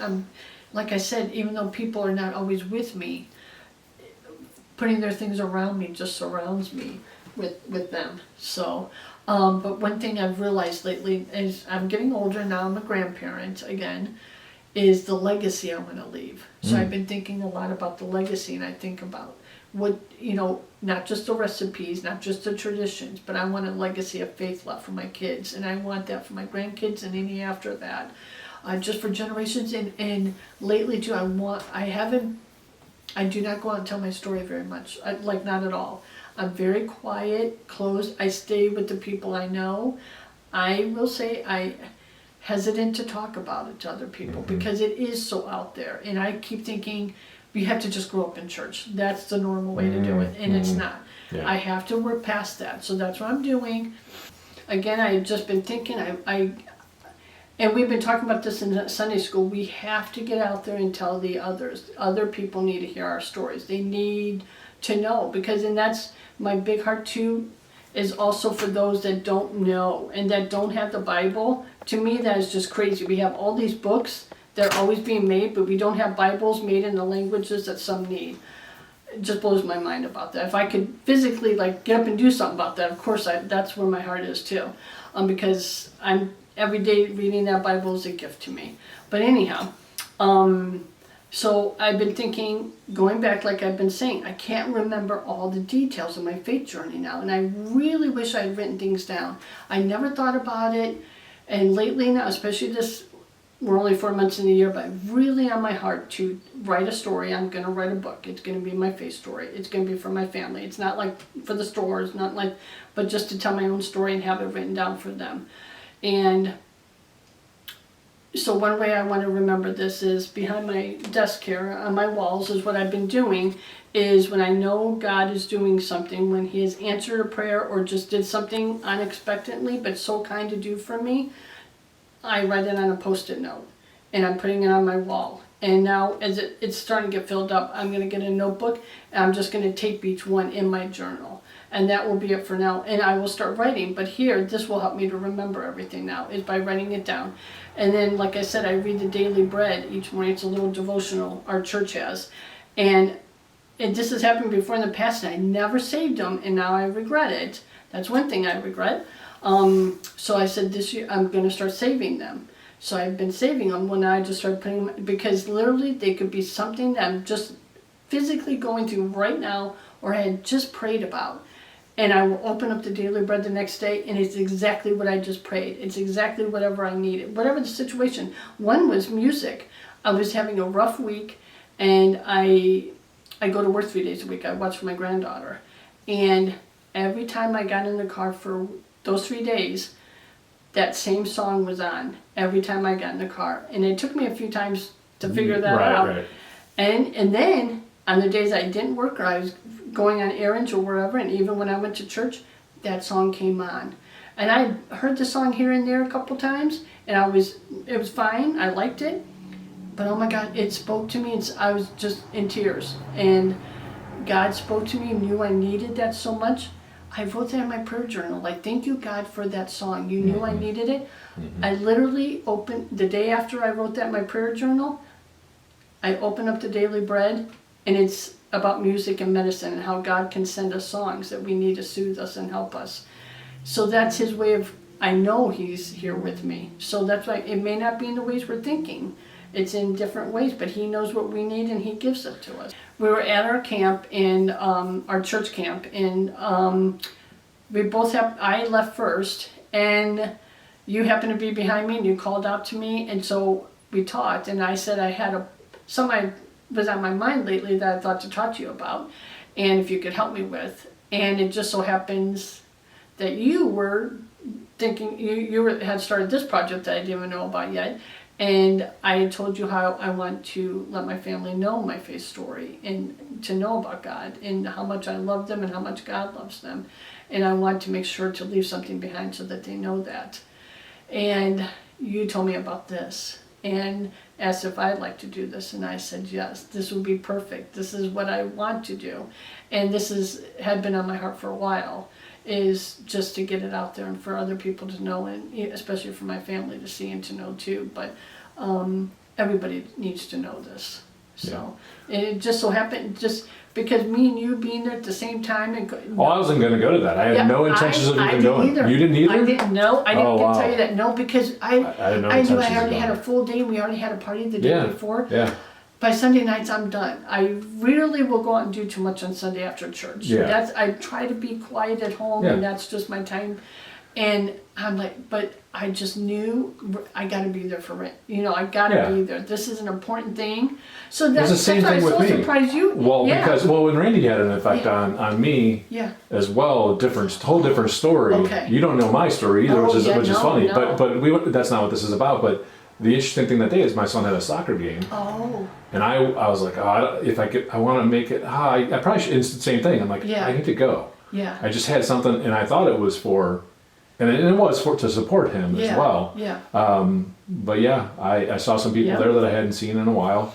And walking out, the reason I walked up to you was I was just going to tell you, Sam, and that's your son, and we'll get into more of that. But I just the help he's doing and the stuff that he and I are talking about, and I just basically want to say, man, I really enjoyed. That's what I was coming up to say. I was not coming up to say anything else. Yeah, exactly. And then you said that, and I told you. Holy crap! Yeah. And then you showed me coming in, and I don't know if we got it on recorded, but you showed me what was it, the Daily Bread or something? For the day after we talked. Yeah. Yes. Let me see that again, just so we can.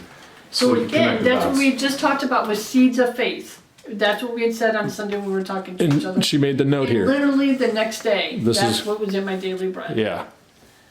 So I saved that, and it'll go on my wall now, but I wanted to make sure I had it handy just to give it Well, to that's you. that's But just crazy because Yes. I just happened to say that at the time, but it wasn't me saying it. Yeah, Obviously. no, God, and God knew that we would connect, and He made sure, because we could have stayed in 8. Yeah. Because the thing was Oh, yeah. over, and I could have stayed in Yep. 8. I knew I had to get home to my husband, and Yeah. we wanted, and you were leaving. Yeah. Yep. So just by because I could. No, I need to go just tell her something. Yeah. Yeah. And the what I had to tell you, Sonia had kind of put on, had mentioned, and so it was just like all these Yes. little things that people That's what think are circumstances or No, just it doesn't and work that that's way. the other thing I realized. Yeah. No, nothing is just a coincidence. That's the other thing. In the Bible, there's Zechariah. No, Zeke. How you say his No, it doesn't matter. No, I know, I mean- but he had to climb up in a tree because he was small. Zacchaeus. I know. Yeah, Zacchaeus. See that? Yep.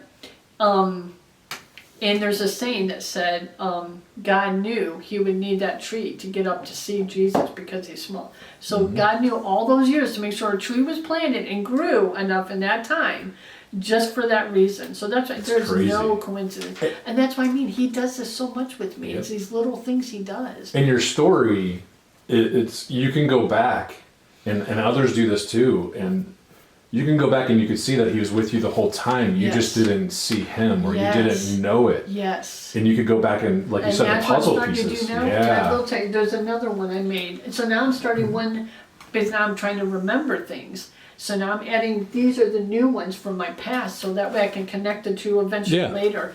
And the little girl that I babysit, I so wanted to have a swing set for her, because we don't have one. And I so wanted a swing set. I've been praying about it. I'm like, God, that's kind of a lot of money. I'm not her parent. I shouldn't have to spend that, the money on this guy. I don't know what I should do. What should I do about this guy? I've been praying about it. And so one day, my husband and I, we were getting gas at our convenience store. We had pulled out of the back, and just so happens that there was this swing set in the yard at the house. I was right there. And I was like, oh my gosh, it was like a beat up old thing, half together, whatnot. I'm like, oh, that would be perfect. Too bad that, it's theirs or whatever.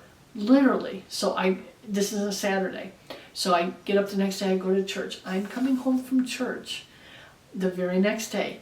That house, the swing set was in the front yard. What? And it has, and it says free for anybody.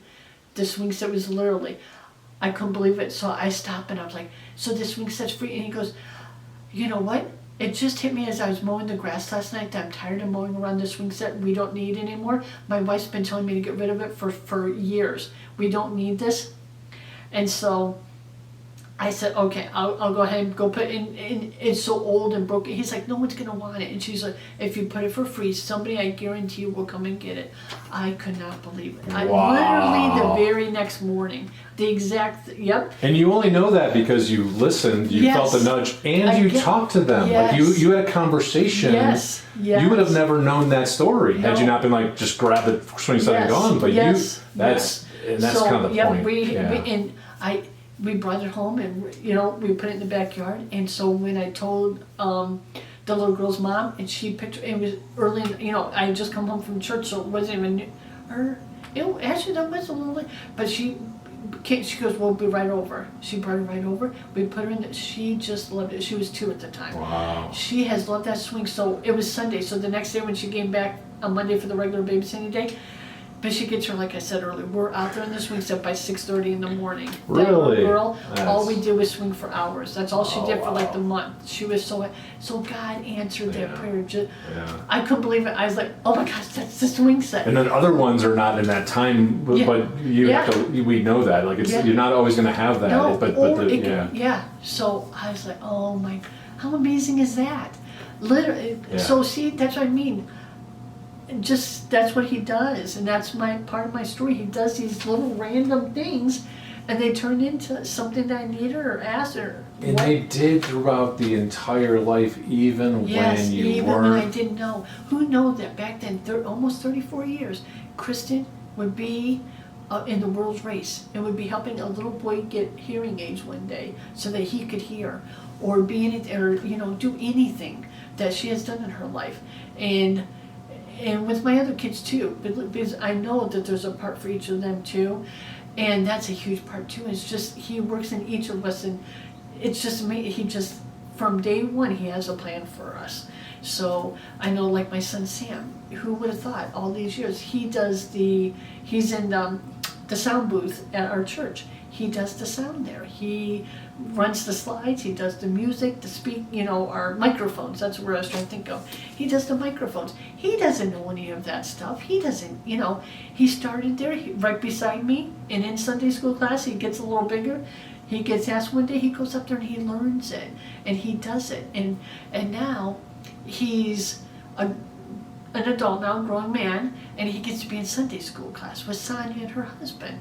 And now, all these years later, she gets to help, and they get to help pour into him, kind of like what I did with Sienna, back then. And just, it comes full circle, and it just surprises you. It's just so neat. And then summer, she even worked in the nursery at our church. She loves babies. She has loved babies since she was a baby, I've always said. And she stayed in that nursery for years, as far as like a couple years at least or whatnot, helping in there, and she also worked at our church camp. She has the heart for the special needs. went there several, I mean, I think 5, 6 years, 7 years, because you have to be a camper before you're allowed to be a leader there. That's one of the rules. You have to be a certain age, and you have to, what he says, you have to, someone has to be able to pour into you before you can pour into someone else. So that's what you're taught there at the camp. I've never been there for anything. I've helped there. I've cleaned in their kitchen and worked and did stuff like that, but not been like in the groups. But she got to learn. She got to lead, especially for years. There's this one special girl, and got to talk with her and lead her to Christ. Finally, one night, it's like it clicked for her. So my daughter and the other friend that she has there, they're like the same age. They talked with her, and she was ready. They got to go wake up Randy and get to tell him, and then they get to have that baptism. And at the end of the week, whoever wants to come forward, and they do them on the last day before they get to go home. And she was a part of that, so she got to tell them and be part of that. Awesome. And to me, so not all of us have that gift. Not all of us can be with, that's very hard to be. You got to really watch those people and those kids. They can run from you. Sometimes they're violent. You really have to have a heart for that. And my other daughter also has it. That's also her gift, if you will, too. And she's going to school for it now, so she can help others. A very big heart for those, and also for the animals, the strays, and they pull those in and take care of them too. So my kids are like that. But so that again. Who would have thought all those years she would be like, and then grow up and take care of the kids and go out to camp, and now she's a mother herself, loving on her little girl. So God it blows my mind to think that all those years when I literally did think church, you were just supposed to go on church. I remember saying this even to my class. I thought church was just going to church on Sunday, then you go home and nothing else happens. And you go back again on Sunday again. I remember it's hitting me, and the pastor's wife was in my class, and she's like, "Oh, honey, no. Everything happens around those Sundays. You'd be amazed at what happens on those days." And so that's also what I learned. So see, I didn't know until you get in there and you ask questions and you learn. And instead, like me, no, I'm not going there. You're not going to learn that. You're just going by what you think, or what others may give you the expression of, or their experiences. And I get it, I do get it, because that would make you not want to go. Yeah. And that's it, like in sports is hard. If, you have to go and do certain things for yourself. And that's why I would say my journey is, they're rallied around me. Yeah. I have so many around me, but also me sitting there at my kitchen table every day, and I leave my Bible out every day. It's on my kitchen table literally every day, because I'm in it and pouring over it, and especially back then when I had the time to. And that's what it is. It's you. And I remember too, even when my oldest came home from her mission trip, and it's like back and you're all in. You have to finally make that choice. You're all in. And that's why I knew, no matter what happens, and as sad as things happen, and hard things and painful things, you just have to keep going. You have to trust. And that's where it's come to me. So hugely, yeah. And when I see my kids, they're at that age and that's the thing, my kids, I teased, but they came with me to church later in their life. Usually the parents have to pack up these babies, and you're trying to keep the babies. Mine were teenagers. Mom, he's touching me. Mom, she's doing it. And I'm trying to get them, shh, just sit still, be quiet. No. So they're at that age now, young adults. You're so peer pressured and so influenced by those around you, especially the way, and we've just been going through a pandemic. That is huge. That is huge for anybody. So when you come to a certain age like that is, and just like with me, I was becoming a mom at that age, and everybody else was going to college. I had to quit, they're going to college, they're doing this, they have plans. I didn't. So you're questioning life and just things in general. But for them, you're questioning, can I believe in him? Is he really real? Yes, I would think kids at that age are going to question. And again, for me, I tell them, you have to read your Bible. You have to. I can tell you what my story is, and now you go and you talk to him. You have your own story. Ask him, pray about it, and that's you have to pray. you have to go to him and ask him for that help, because I feel that's what he's done for me, and he can do for anybody. And sometimes when you are raised and you will stray, it doesn't mean you're always going to stay on believe. You, as you get older, I can see that happening. I know some people in my group that their adult children do not come to church anymore. Their grandchildren are not going then either. And so that's why I want to leave this legacy. I'm hoping, so that they hear from me. And so even if their parents don't get to tell them, or just whatever I want to make sure that they hear from me too, that I can help steer them that way. And I feel that that's the best thing I can do, is just keep going. You have to just keep getting up, and you have to just keep trying. And you might get knocked down again. You just got to get back up, and you got to go back to them again. And I think we forget one of the other things as we go, and this is one of the reasons, you and Helen are such different stories, but a lot of the same things. Yeah. And it's hard for us to see through the lens then. Yeah. When we know now. Yes. When you know now the truth, and you're looking at it going, oh, I just want you to everything in you wants you. So as a parent. Yes, I have to step back. Well, and I guess that's the question, like, how do you work through that? Because I know that it's got to kind of tug at you. It does. Okay, it does. So speak to that a little bit. Yes, and again, this is just starting, because my kids are just finally, in their 20s and starting that age now and that. And again, I will say I go back to being a grandparent, and the first thing I thought of, he has a plan, and you have to surrender. Because believe me, every parent wants their kids to grow up like nothing happening to them. You want go to college, have the normal life and everything, and no trials even if need be. And I will say, when I have told them now, since becoming a Christian, I have said there's no more white picket fences. I am not praying that for you guys anymore. And I also pray this prayer, maybe not everybody does this, but I pray, if they're in a sin, get them out of it, God. Do not let them in it. Bring it to light. Because when it's in the light, other people will know, and other people can help them to get out. And that may not be a normal thing to pray about, but if they're in it, you want to help them get out of it. So I pray that a lot for my kids, is get them out of it, help them, to bring it out. Don't let them just stay stuck in that. I lost my train of thought now for a second or two. But as a parent, though, I do, because I want it so much for them what I have, and it does hurt some days. And I've had to go back and ask God, why didn't you make sure that we all went to churches, growing up and as kids? They could already know you so well by now. And I had to let that go.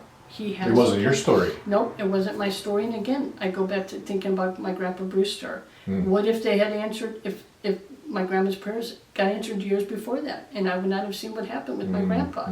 I have to go back to that too. And we just have to trust that he has a plan.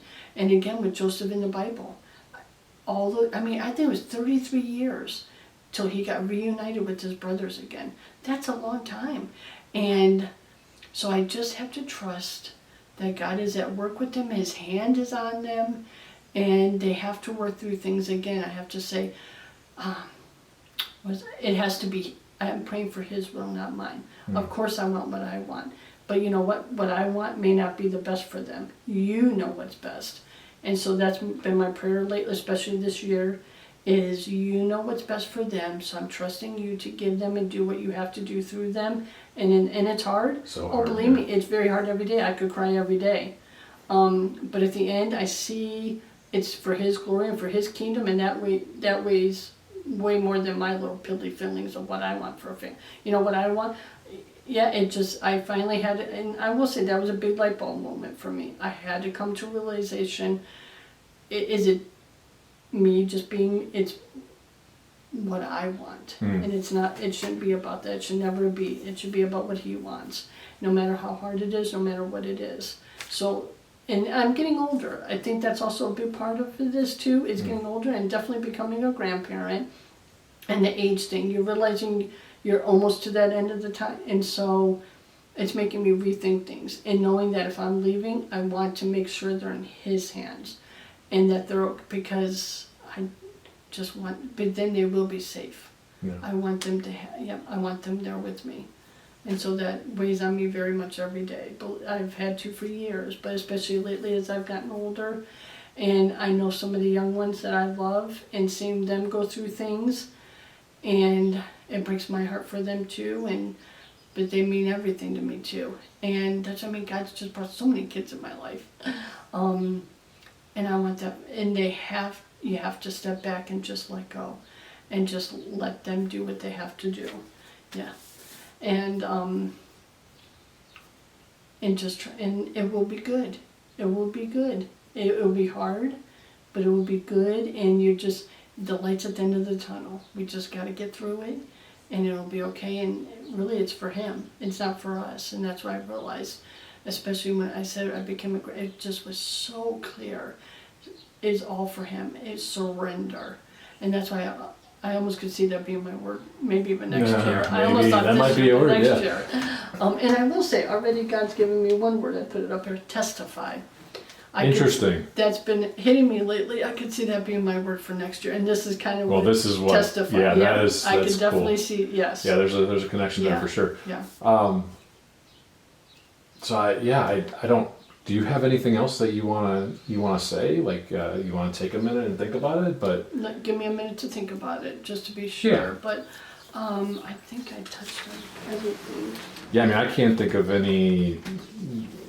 Yeah, I wanted to make sure of that and that. And it's interesting because you weren't going at all by the notes, but you probably No. said everything that needed to be said. Yeah. Yep.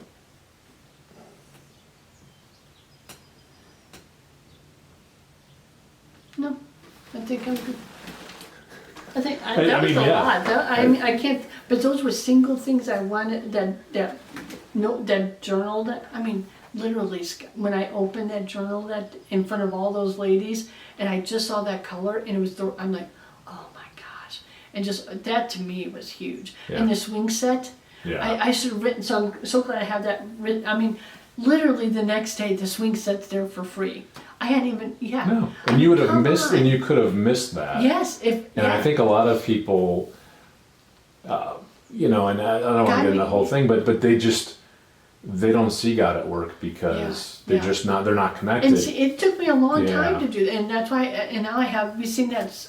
I always am praying more like God, open my eyes to see, and not have it go over my head. Yeah. And I even have a thing up there: don't pass me by. Don't pass me by.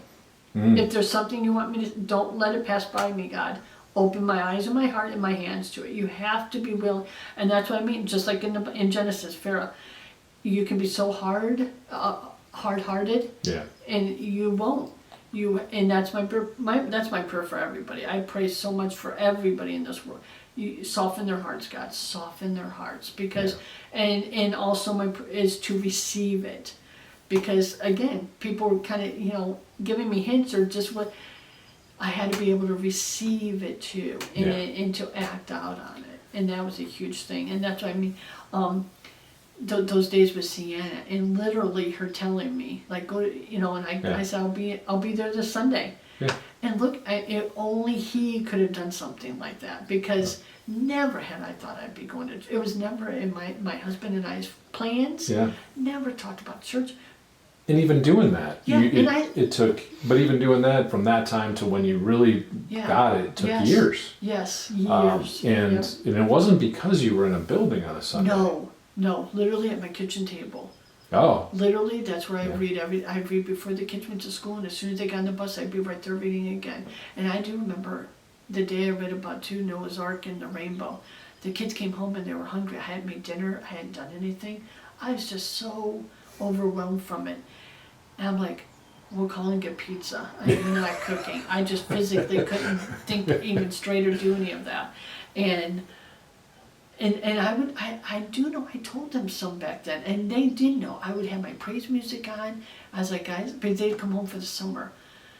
Then they're home. Yeah. I couldn't do it like Right, so I'm like, guys, I'm just warning you now. I'm turning on the praise music and I'm letting it all out right now. So I know you don't like my voice, but I'm doing it anyhow. So then all right, Mom. Thanks And for so the they'd be warning. up here, but yeah, I Yeah. would and I would just worship over the house and praise. And this is another thing I started doing too when the kids were at school. I started going in their rooms and praying for them. I learned this from someone else I know. Yeah. And she has these little house prayers. And so you could put them all over like in your kitchen, your living room, everywhere. And so little prayers. So I would go in and sit on their beds and I would pray for them. And that's also, I think, one way of, as a parent, my kids are gone out of the house now, but as they're there with you, when they're not there at times, or sit us, and even when I would babysit the little girl when she was first babysitting here, I would sit out there on the steps because she was not used to, it was during the pandemic. Sometimes she was here for a couple months, but then something because of the pandemic would happen and things would shut down, so her parents wouldn't have to work. So then she wouldn't be here for a couple months. Then she'd have to come and restart all over again. So that's also where I see he kept making us grow closer together each time, reconnecting me and this little girl. So I would just sit out there and pray on those steps.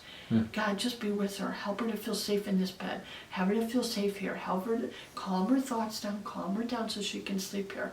And so that's sometimes when I knew the kids were having hard times or if I knew something was happening, I'd go there and sit on their beds because you're like literally where they are without them being there in a way.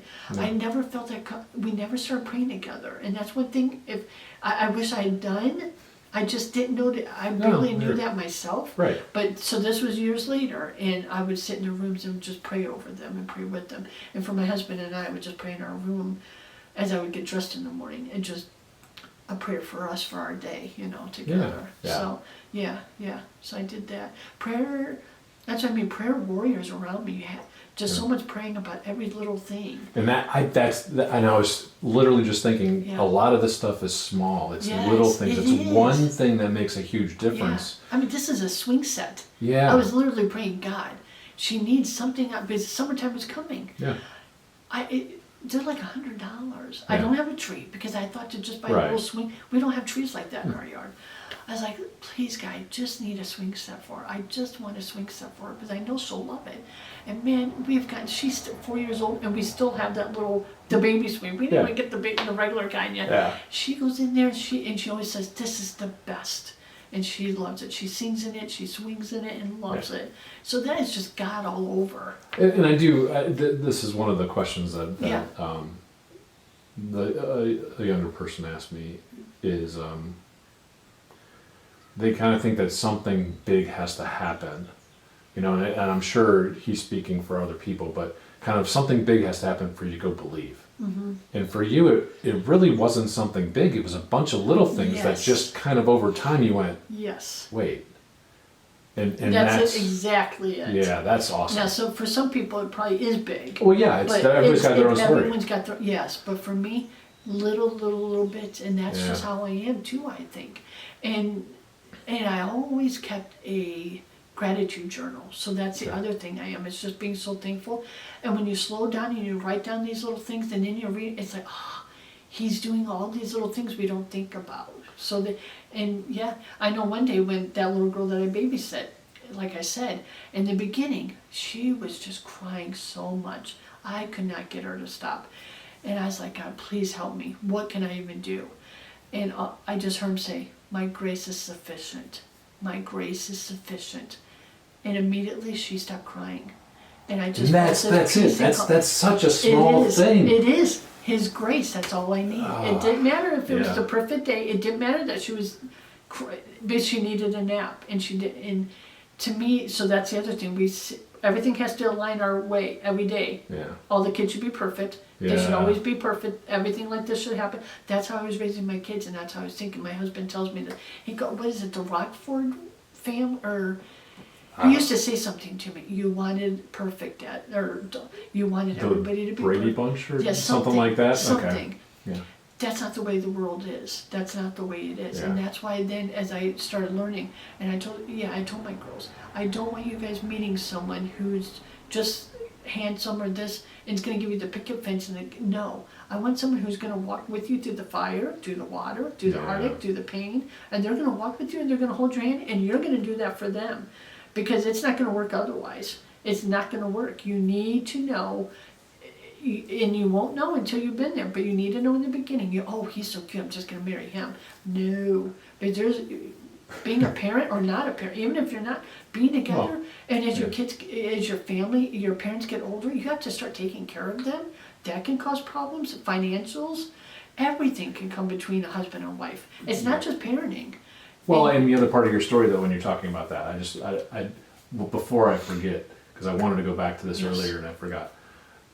You're talking about their partner and things like that. Yes. Now, one of the things that we also have to understand is maybe they're not a Christian.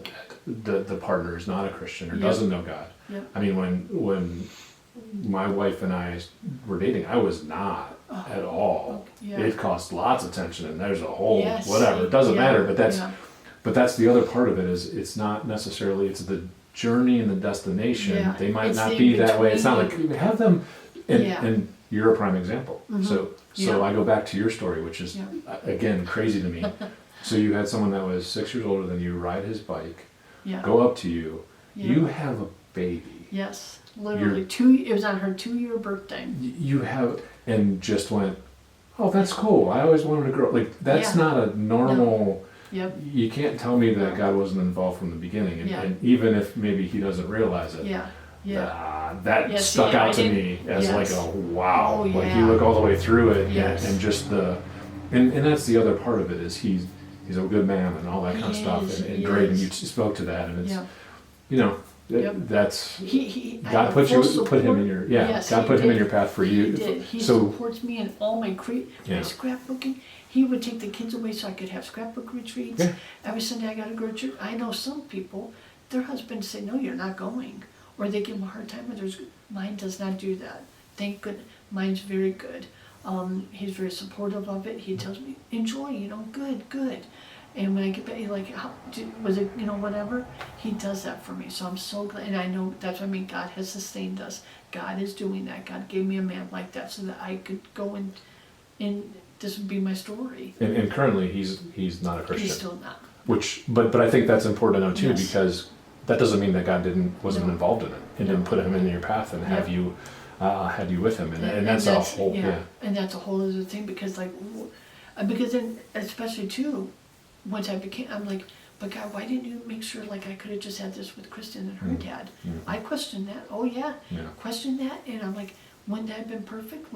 But no, Then I always said, then the next few when it came, and they wouldn't be doing what they're doing, and maybe they have to be born to be a reason, and me and Doug's kid, no.